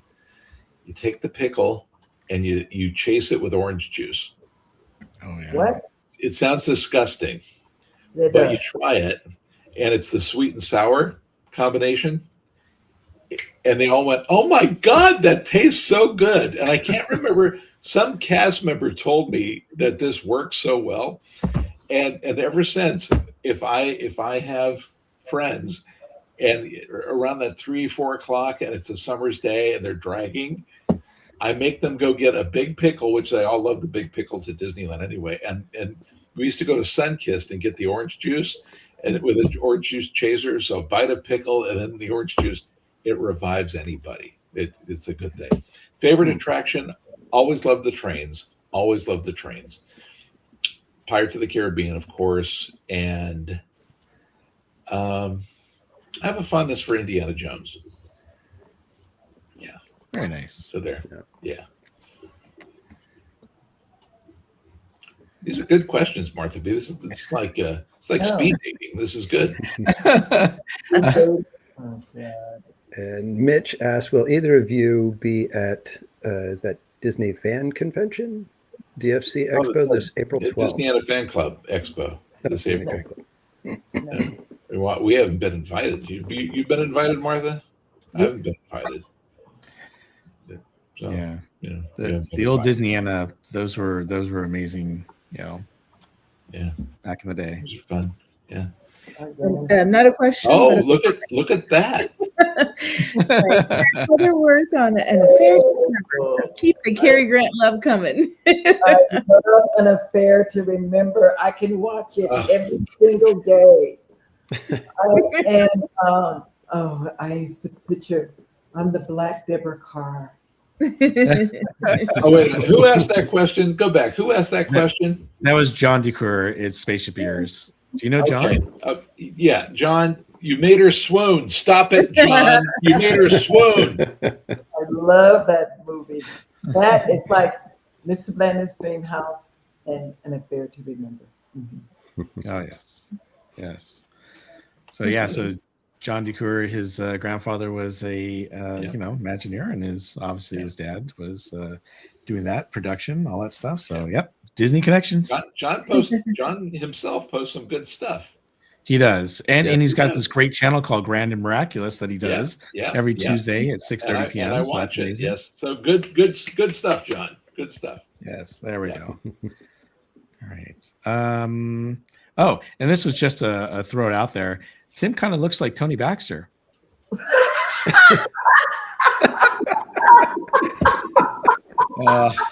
That's a good laugh right there.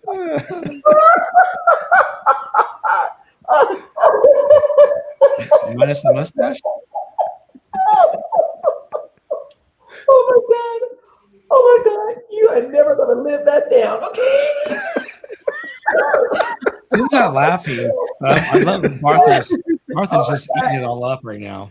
God.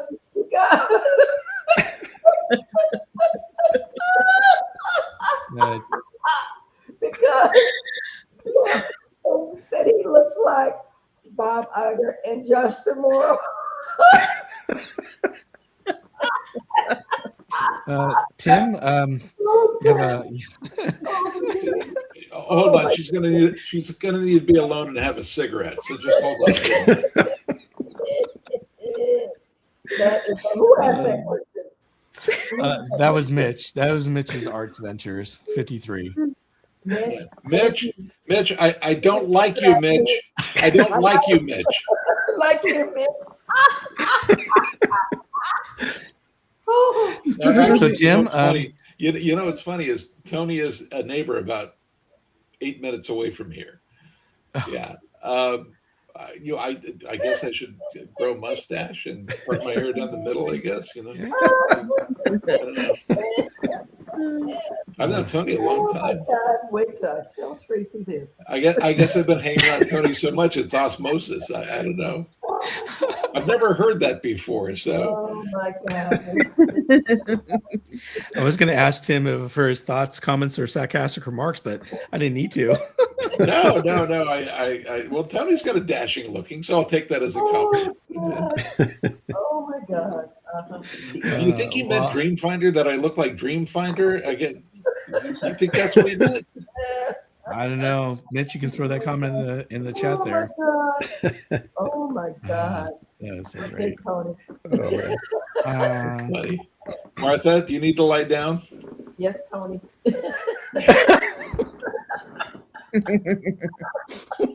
Oh, Let's go to the next question. Quick. I was thinking that was man. a great way to end it, but we do have another question. So, Krista Joe asks, Martha, besides trying to get your D pin, what odd request did you get asked as a VIP guide?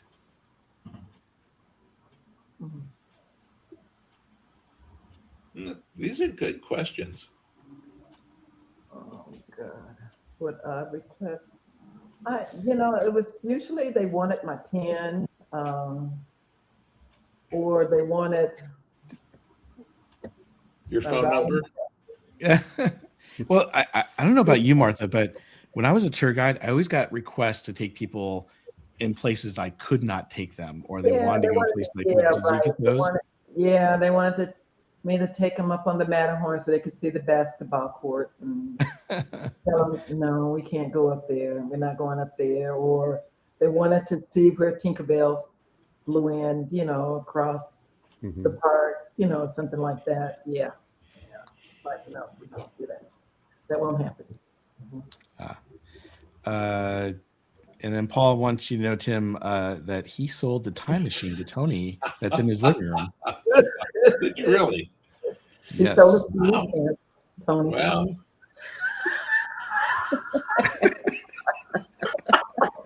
That's a good story, actually. Yes, Tony.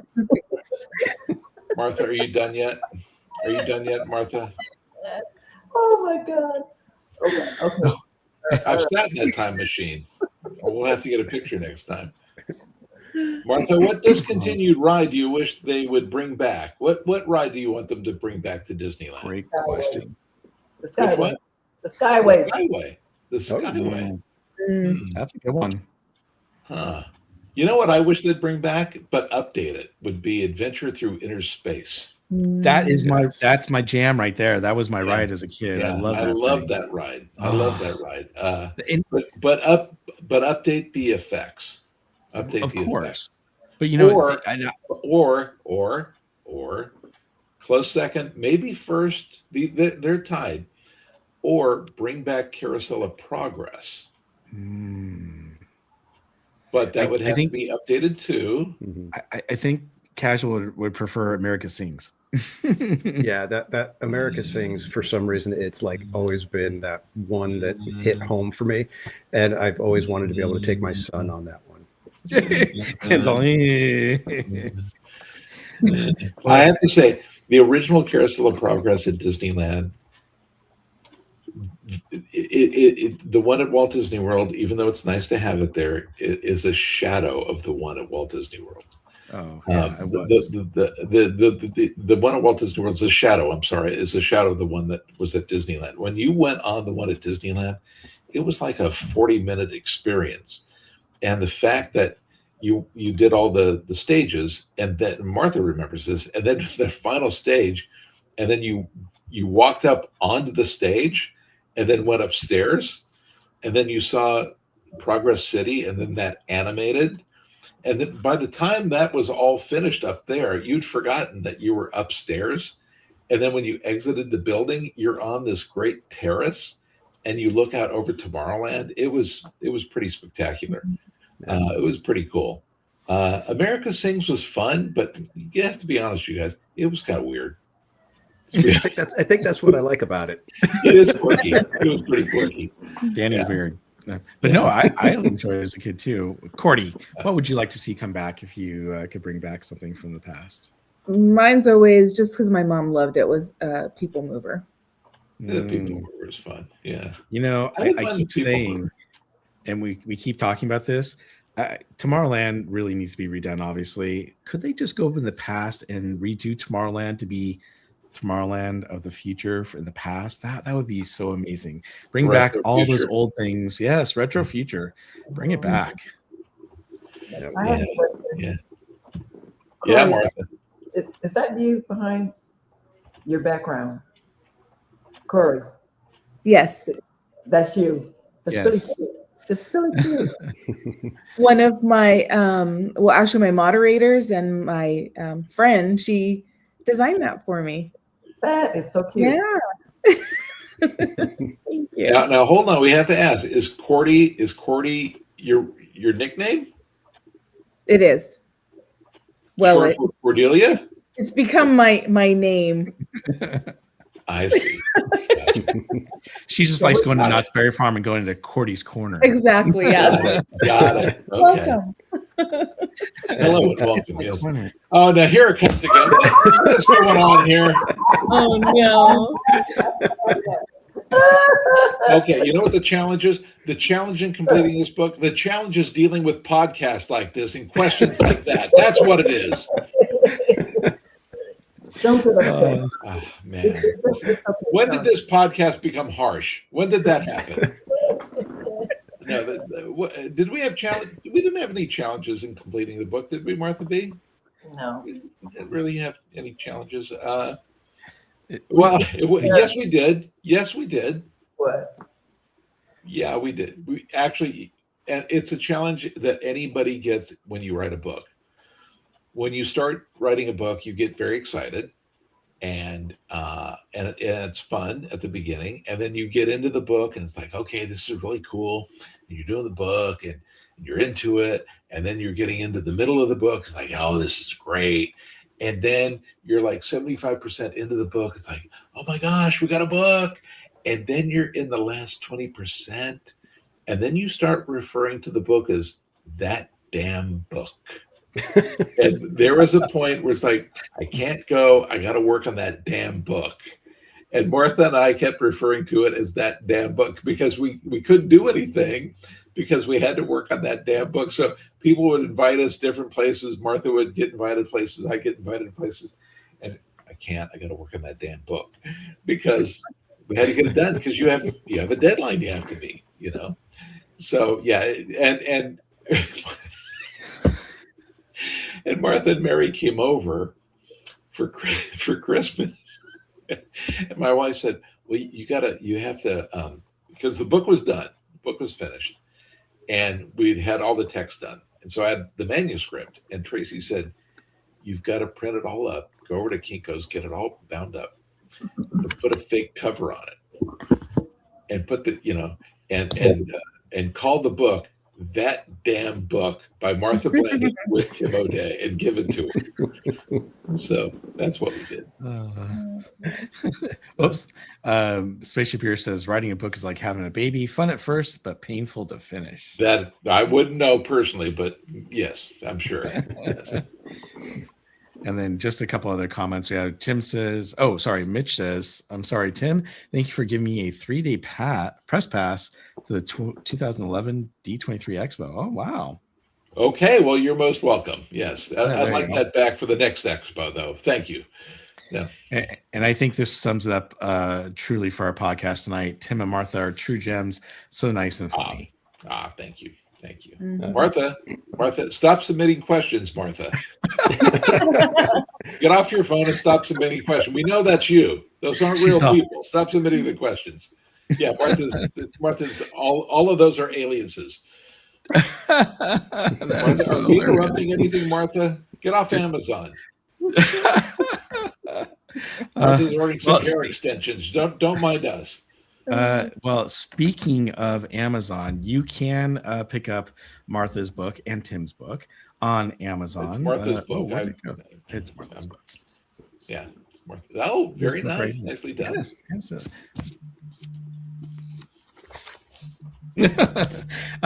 But hold on one second. I did have, where'd it go? I just had it up for, it disappeared on me. I had the link for Amazon. Oh, there it is. Hold on one second again. So we can show it. Why is it disappearing? There it is. Where could it be? All right. Well, you would laugh at me right now, Tim. I probably have about 75 tabs open right now. So here it is, the groundbreaking magic, Black woman's journey through the happiest place on earth. Martha, look, Martha, look. Well, look at that. I purchased that on June 18th last year. Wow, look at that. But yes, you can buy it for $20.16 right now on Amazon. Also, you can check out Tim, by the way. If you want to follow Tim, you can follow him as well.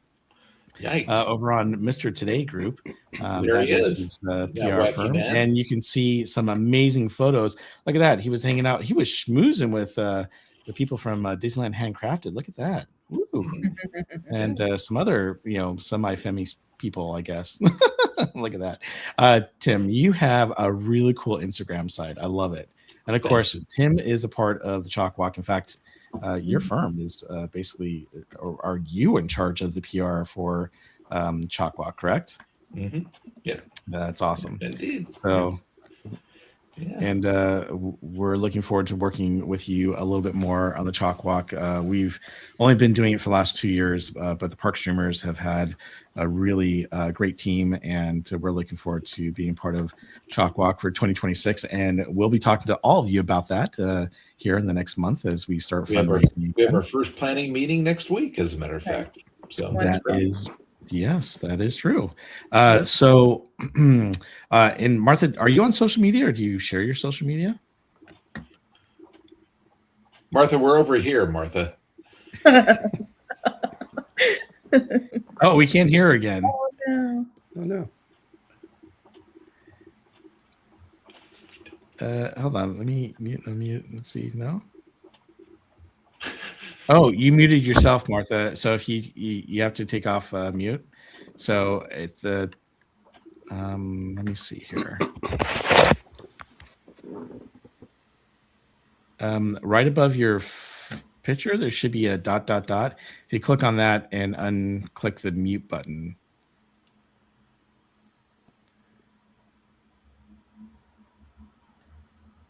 Because it says you muted yourself. Or at the very, very bottom of the screen, you'll see a microphone and a camera and a computer screen. If you click that microphone, it'll turn from red to gray.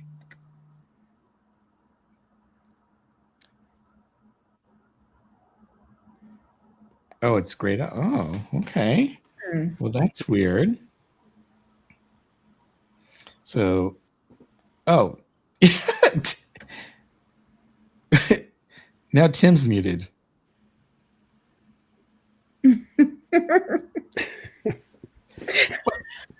What's going on here? Tim, did you mute yourself? No? Okay, that is so weird because... Oh, I think we got it. Can you hear me now? Yes. Yeah, we can hear you. I don't know what it is, but it's my phone. Oh. Oh, interesting. Huh. Tim, can we... Oh, we can't hear you. Can you hear me now? Yes. Yeah, we can hear you. Well, that's weird. Yeah, that is weird. Interesting. Where's your phone? Right. Where's your phone? It's over there. Let me see it. Right here. Let me see the front of the phone. Turn it around. Yep, Oh, it's the same thing. yep. It's the same thing. Okay, put it down, Gotcha. Tony. Yeah. Just call me Tony. You know, I hate to say it, Tim, but I don't think you're going to live that down for a while. As Paul said on tonight's episode of Park Streamers Charades.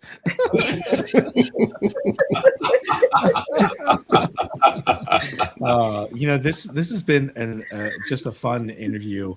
Obviously, we've had a lot of guests on, and it's a pleasure having both of you. But seriously, it's been just a blast, and I think Cordy and Danny and I would agree that it's been one of the most fun and humorous interviews we've had, including just informative. I mean, it's been great with all the factual information.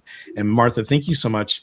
You know, I look to you, obviously not just as a Disney legend, but you are obviously an inspiration to many of us. Tim, as long as I've known you, you've always been an inspiration. Thank you. And just kidding. I have to give you a hard time. Excuse me. Pardon me. Okay, I feel better now. Now we really need a new. I think I broke a hair. Martha. Look. Wow. At least you still have the color. Yeah. I knocked some off.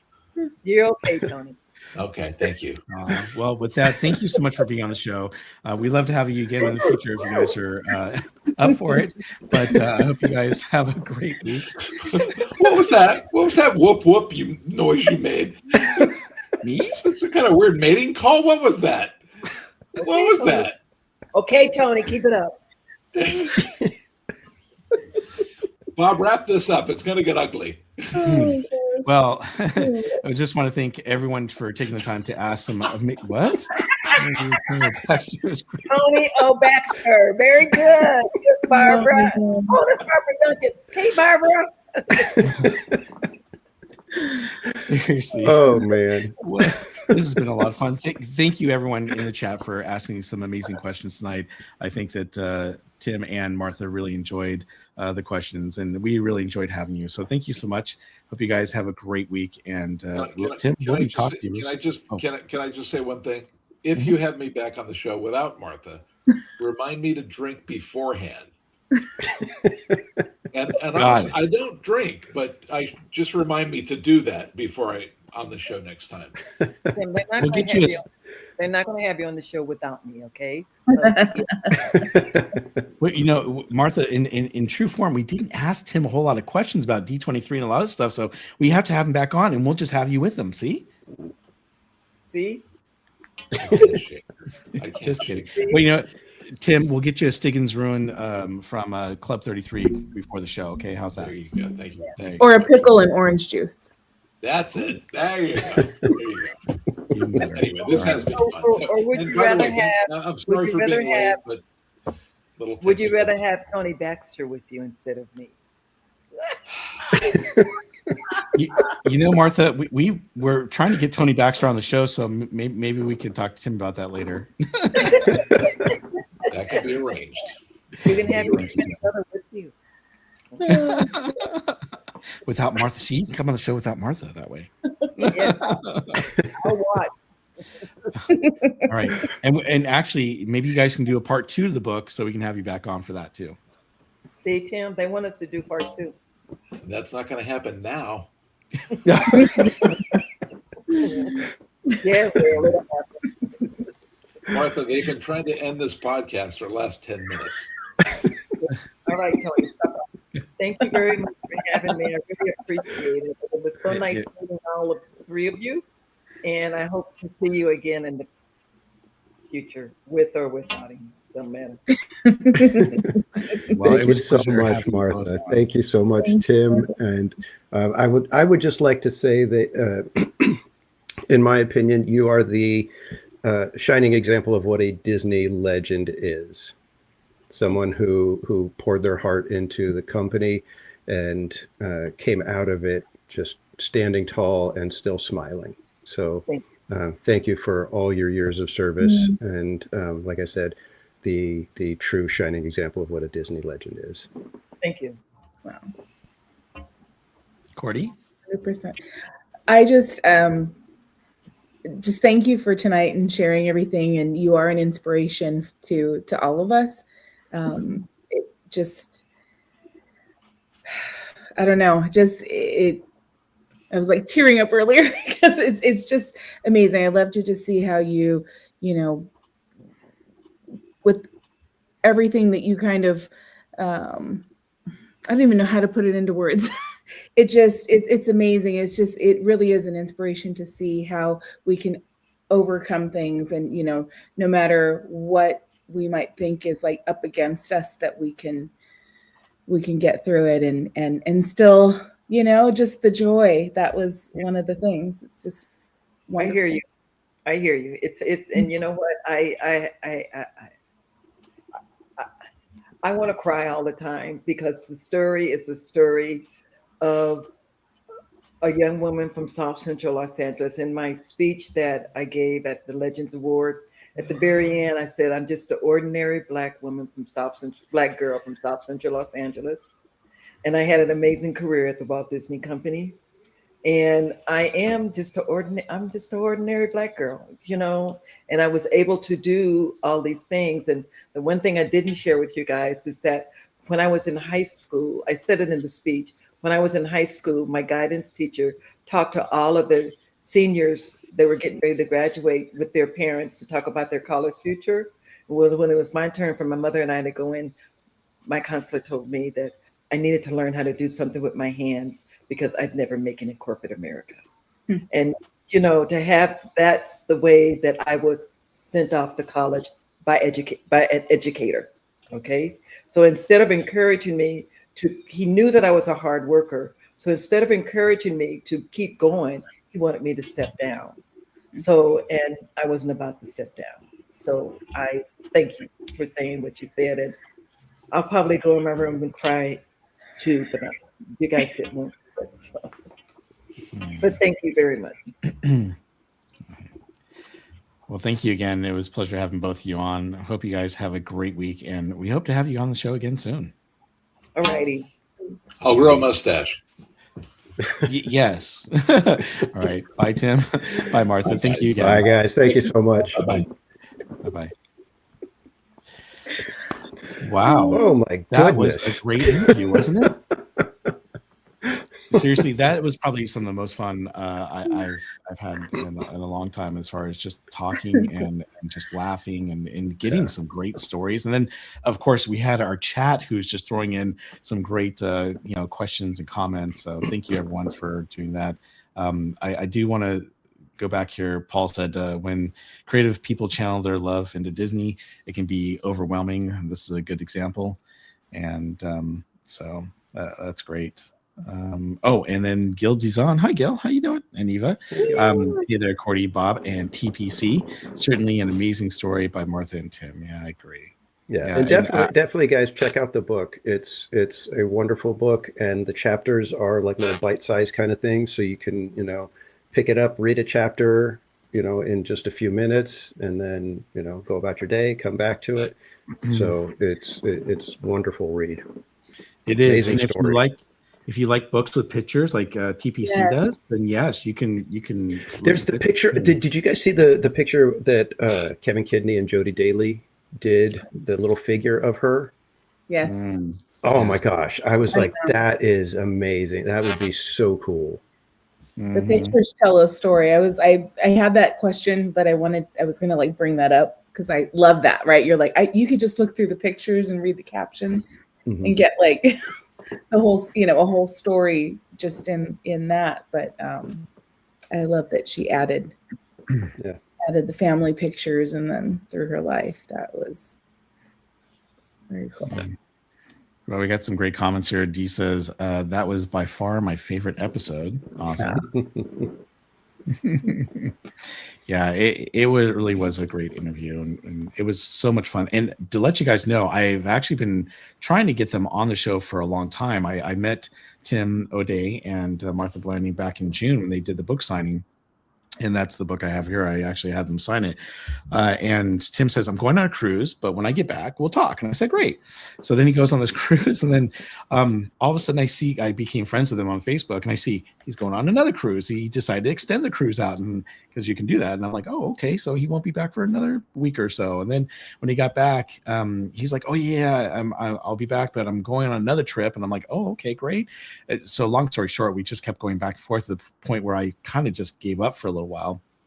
And then I figured, well, I'll just pursue him again for next year, especially when everything was happening with my dad last October. And then Danny Cordy and I happened to be at a chalk walk recognition. And we actually got to sit at the same table as Mr. Daps and obviously Tim O'Day. I said, I've been trying to get a hold of you for a long time to get you on the show. And he goes, you look familiar. And I go, yeah. And he goes, well, why don't you put your information in my phone? And I said, okay, well, give me your phone. And I look in his phone and I go, oh, I'm already here. I've been in your phone since last June. He goes, oh, sorry about that. So he says, text me tomorrow and we'll definitely make sure that we get you, get us on the show.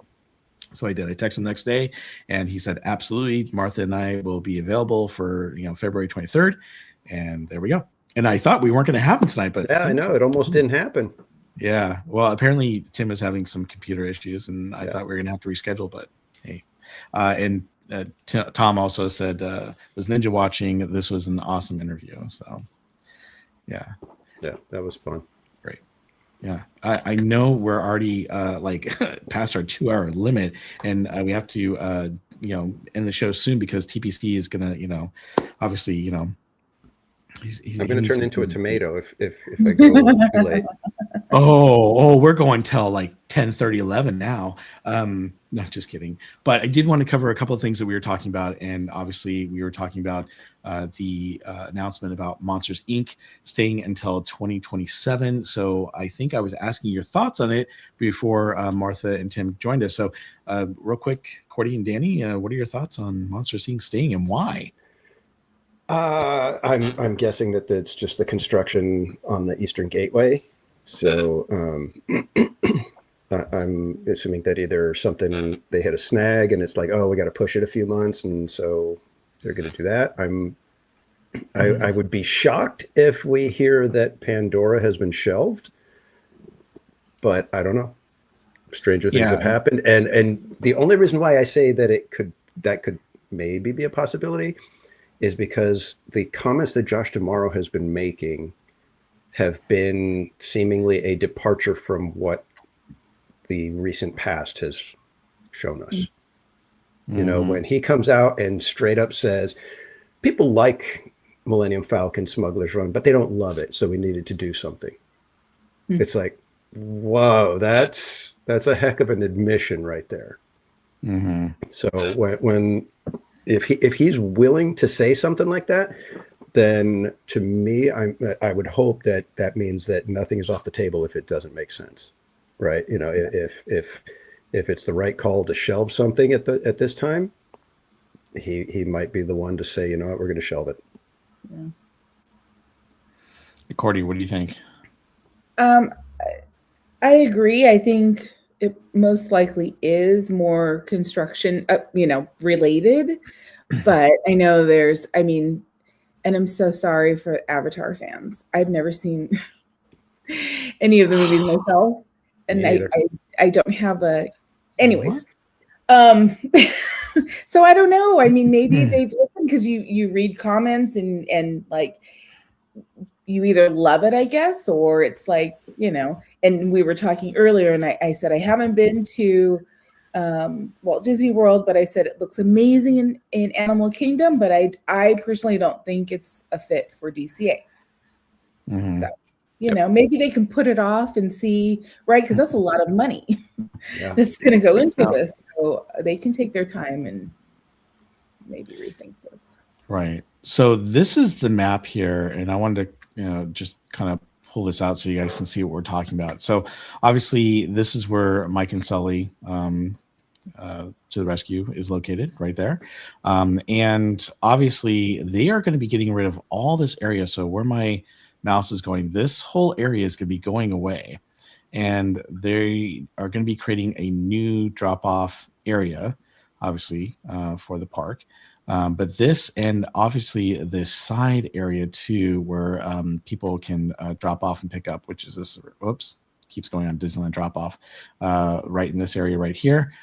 This whole area is going to be also taken up. What they're doing is they are building this parking structure over here. Now, this is the Disneyland lot for the employees up here. This is where they have the cast building, and then of course they are building the parking structures here as well. It's going to be a huge parking structure, and of course there's going to be a walkway. It's going to go all the way from this area over to this new esplanade that they're building.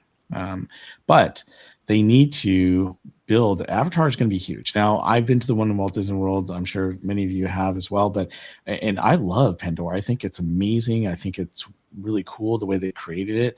I think that if they're bringing the same ride system over from Pirates of the Caribbean over in Shanghai, that it's going to be a pretty amazing ride. However, as you know, we started to point out, the last film didn't do so hot, and I'm beginning to wonder if they're questioning whether or not they should bring Pandora back over to DCA, or or maybe they are going to do it, but they just have decided to postpone it. I think until they build, now it was not scheduled to be built.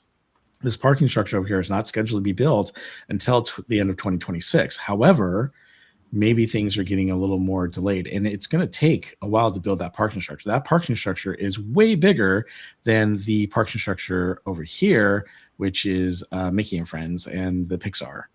So it's much, much bigger than that parking structure right there. So you've got quite a bit that they have to do, and I think that they're probably going to be focusing on that before they actually start tearing things down. So they have some time to keep Monsters Inc. if they are still planning on doing Pandora until they get the the new parking structure and and drop off pickup area. Now this is the other thing too, by the way, real quick. They're talking about another drop off and pickup, and it could be over here in the Simba parking lot.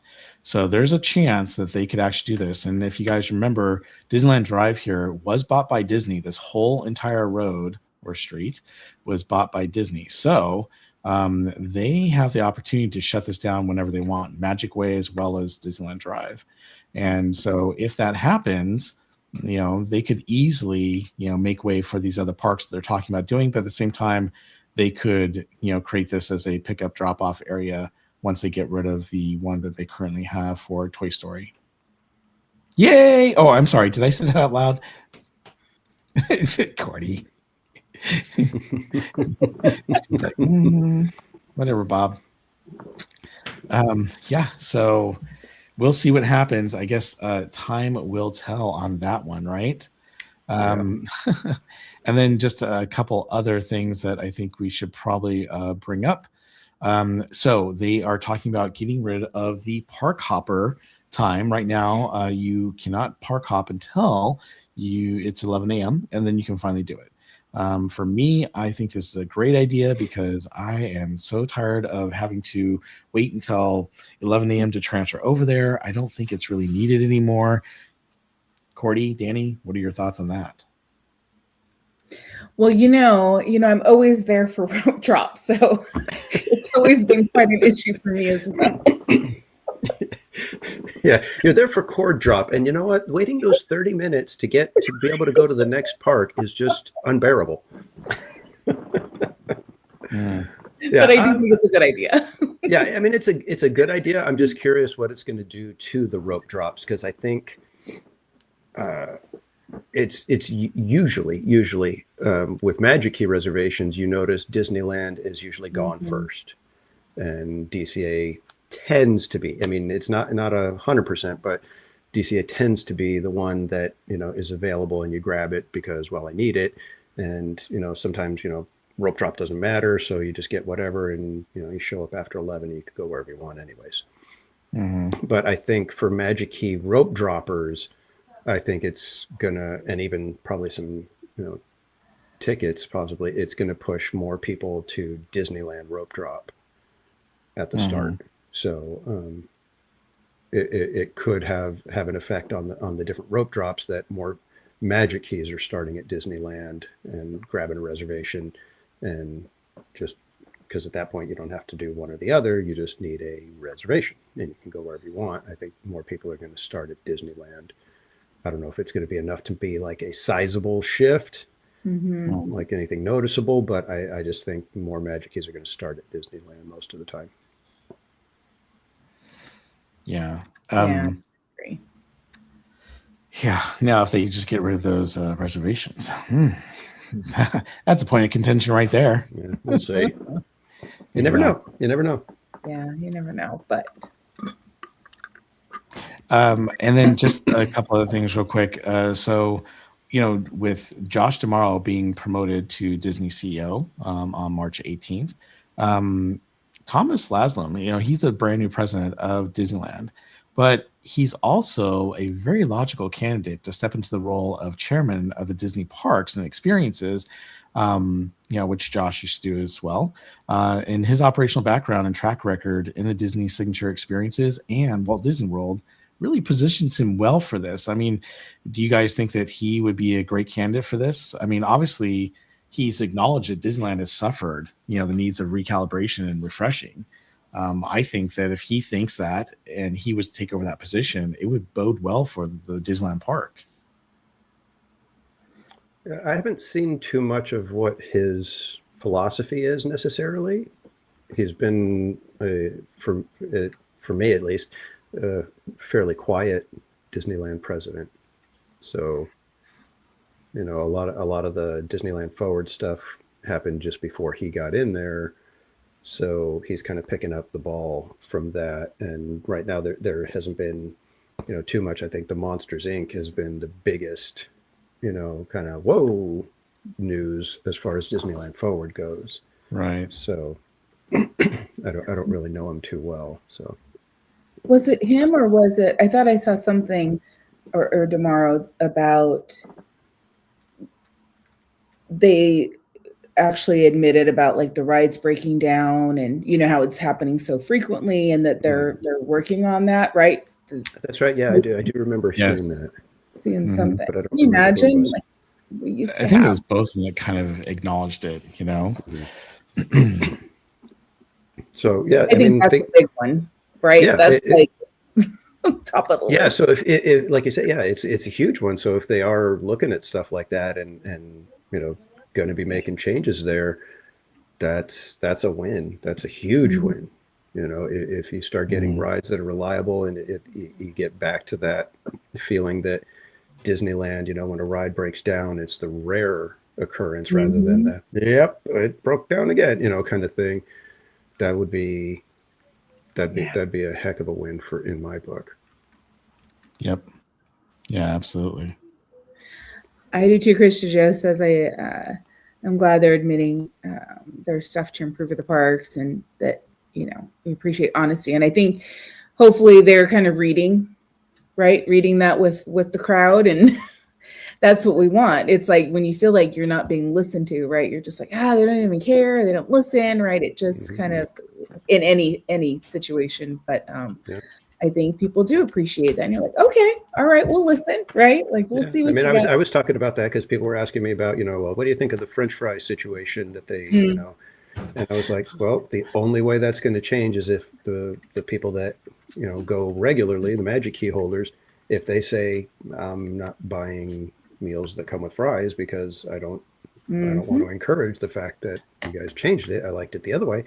That's the only way that they'll go back is if they start seeing sales drop and people start filling out surveys and saying, I didn't like that you changed the fries. And I'm in marketing, and you guys think, those surveys just go off into the ether.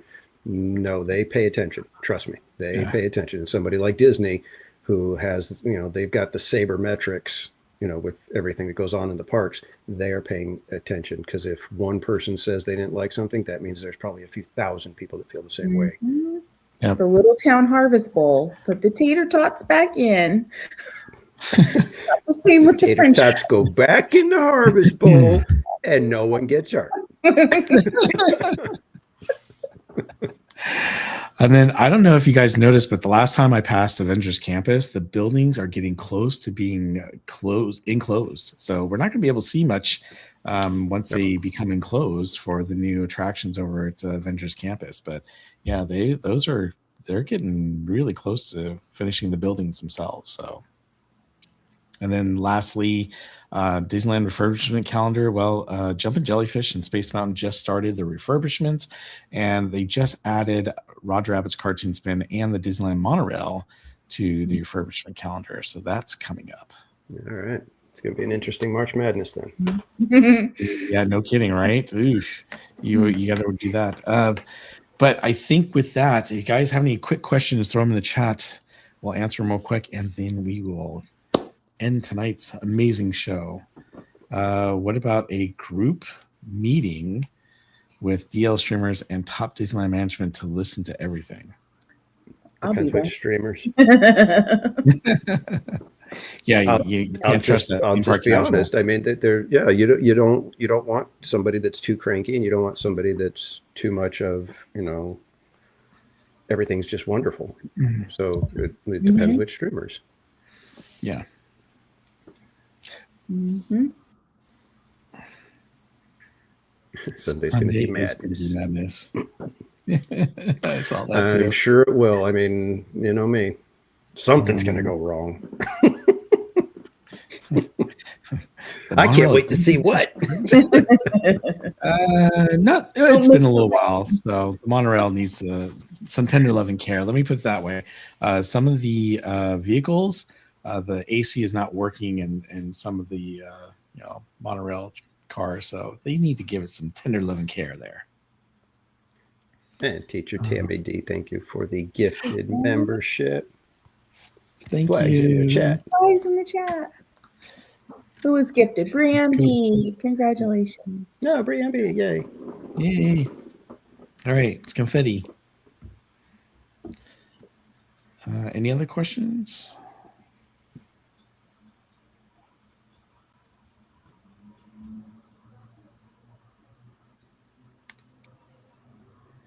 Stand by for battery rescue, Bob. Just so you know how prepared I am for this. Oh my gosh, does he have it up? He already has an like emergency 2 pack. of his bricks. I said, just don't make it rain, please. I got him right here. Look. Oh my gosh, that's funny. I come prepared. Never let a fellow streamer go down. That's my motto. We'll see. Like I said, we'll see what happens. Something's going to go sideways, and it's always going to be something different. Wait. I'm going to have everything figured out except for that one thing over there, and that's what's going to be. Bob versus Disneyland Security Part 2. I can't believe you remember that. That was so funny. Yeah, it was. That was like the highlight of the day. That's what's hilarious. The highlight of the day was me sitting there waiting for Bob, and everybody making up a story of how security takes Bob to jail, and Bob's trying to throw the battery over the fence to us. And the crazy thing was I couldn't park at Mickey and Friends because they completely blocked it off. So then I had to go to Toy Story. But then when I went to Toy Story, it was packed. It was crazy just trying to get in. And then when I got in, they parked me way far away. And then I think, what happened? Did I forget the battery pack and I had to go back to the car or something like that? And then I had to get to through security and get the battery packs over. It was crazy. So bad. Yes. Mm-hmm. The things I do for you. I mean, Bob is on standby. We'll never forget Bob. Dash at Disney asked, do we know when the hopper time restrictions get lifted? We don't have that information quite yet. It could happen any day. Yeah, they haven't said, so it'll probably just be like, oh, guess what? It's gone. Mm-hmm. It's going to be interesting, though, because you still have to make a reservation. So is the reservation going to show just Disneyland? Or is it going to show DCA? Or is it going to show both? Yeah, it's just going to be a reservation, and you can go wherever you want, but it's going to have a... Yep. Yeah, you can go or you can't go. Yep. You can have a thumbs up or a thumbs down. All this madness for a battery pack. Oh, that's funny, Chris and Joe. I wonder how they're going to announce the park hopping has lifted. Is it going to be ahead of time and we're going to know, or is it just going to be like we're going to wake up one day and somebody's going to say, "I went to make a reservation and they don't have the two icons anymore"? That's what I think. I think it's going to be that. Yeah, I think so too. I think it's going to be or what they're going to do is they're going to basically say, "Oh, it's now in effect, like tomorrow or whatever." And yeah, like, that morning. Boop, yeah. James, any opinions on Disney food prices and portions? They're too high and too small. I'm just kidding. No, I mean we've talked about this before, but yeah, I mean when you go to Knott's, you usually get more food and for less money than you do at Disneyland. It's crazy. Mm. Yeah. And Knott's has been improving in food as well. That's what I heard. I didn't get to go to the Peanuts celebration, but I saw a lot of that, like just people who are normally Disney people only went, and they're like, "Oh wow, it was good food too." So yeah, they brought back the steak sandwich at Fireman's Barbecue, so that's a plus. Yes. The baked potatoes, they keep rocking and rolling with those. Yep. Although I've had really good experiences at the Disney parks, right? Both lately, and maybe they're picking up their. Yeah, I think it's the French fry thing that's got everybody kind of going right now. Yeah, that might have to roll back, right? Whenever they run through that contract, whatever they signed to get whatever price they got. Paul says Cordy did find the ultimate Dole Whip, the strawberry shortcake. Oh, with extra strawberry. You don't even have to ask for it. Wow. Delicious. You know what, seriously, here's the funny thing. Everyone's going to ask me when I ordered my strawberry shortcake Dole Whip, are you going to ask for extra? I'm like, I'm not going to do it this time. And seriously, I didn't have to. They did a great job. It was mostly inside, but that was great. I enjoyed it. I thoroughly enjoyed it. Mm-hmm. So that's good. That's awesome. Glad you guys like it. And Tammy says, I plan on going to the Knott's Boysenberry Festival. Well, I think we are too. So we unfortunately we couldn't do the Lunar New Year this year as a team for Park Streamers, but hopefully we can do it next year. But yes, with Boysenberry Festival coming up, I think we're gonna have to do something about that, guys. Yeah, we have to try to hit the Boysenberry Festival. Mm-hmm. The tater tots are fire. They're Geofire. Geofire is like, he tried the tots for the first time at Pim's Kitchen, and now he's obsessed. Oh, wow. Mitch is asking, how's Ariel's Place doing? Good, thank you. Appreciate everyone's support. My dad, unfortunately, I'm not ready to talk about it yet, but we got some bad news, unfortunately, about my dad. So we'll share that with another time. My next podcast. All right. All right. I don't see another. Oh, Geofire and the tots so much he table hopped and made some friends. Yeah. That's funny. All right. Oh, do they sell boysenberry syrup bottles? Yes, they do. Yes. Mm-hmm. And by the way, you can go. Knott's does have a website that you can go and you can actually purchase your boysenberry syrup and jams, things like that, and have it shipped to you. So you can do that. A little more expensive, obviously, than going to the parks, but yes, they do sell the boysenberry syrup bottles. I have one in my pantry, I believe. All right. Well, I think we need to get going before Danny turns into a tomato. So Donald Swan says, Bob, I'll text you. But it was a great show tonight. Cordy and Danny, it was a blast. I don't know about you guys, but that was well beyond what I thought it was going to be tonight. So I'm really happy that we were able to get them on. Yep. Yeah, that was awesome. Love to have them back too. Well, before we go, let's go ahead and talk about Cordy. Where can we find you, and when are you going to stream next? You can find me on YouTube, Instagram, Twitch, and Discord. And I am not sure. I may be doing something like a home stream. Also, I have to do the foodie guide because we got food and wine and Boysenberry Festival. So just keep your notifications on, please. I mean, she's going to be streaming tomorrow and the next day and the next day after that. It's awesome though. And seriously, I don't know about you guys. I love being able to do it, whether it's from home or something like that. I know I don't do a whole lot of home ones, but it's so cool. So when Cordy's able to do that, it's always like, I'm like ninja watching. I'm like, what's she doing? Oh, maybe I could try to make, no, I won't make that. No. All right. And Theme Park Casual, where can we find you and when you streaming next? You can find me on YouTube, X, and Instagram, all of them at Theme Park Casual. I will be streaming on Wednesday for your usual favorite Wednesday night live stream from SoCal in Disneyland that starts around 5 p.m. And then I will be continuing the members Gimme 5 live show on Friday morning at 7:30. Give me 5. I know that's a really cool show. I got to check it out last week. So that's going to be awesome. If you're a member of Theme Park Casuals, go check it out there.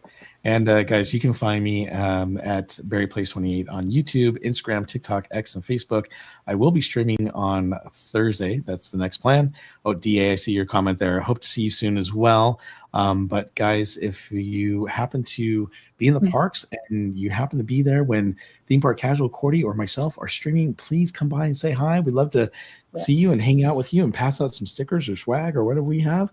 But with that, thank you for joining us tonight. It was really a great interview, and you guys came up with some really great questions, and I really appreciate the interaction as much as Cordy and Danny does. So I hope you guys have a great week, and we will see you on the next Park Streamers Hangout in a couple weeks. We're going to have, I think, we might have another person, not a guest, but another person joining us on the show, which will be cool. And we are also going to have fun, streaming this week. So come hang out with us. Yes. We'll see you guys later. Bye. All right. See you, kids. Good night, everyone.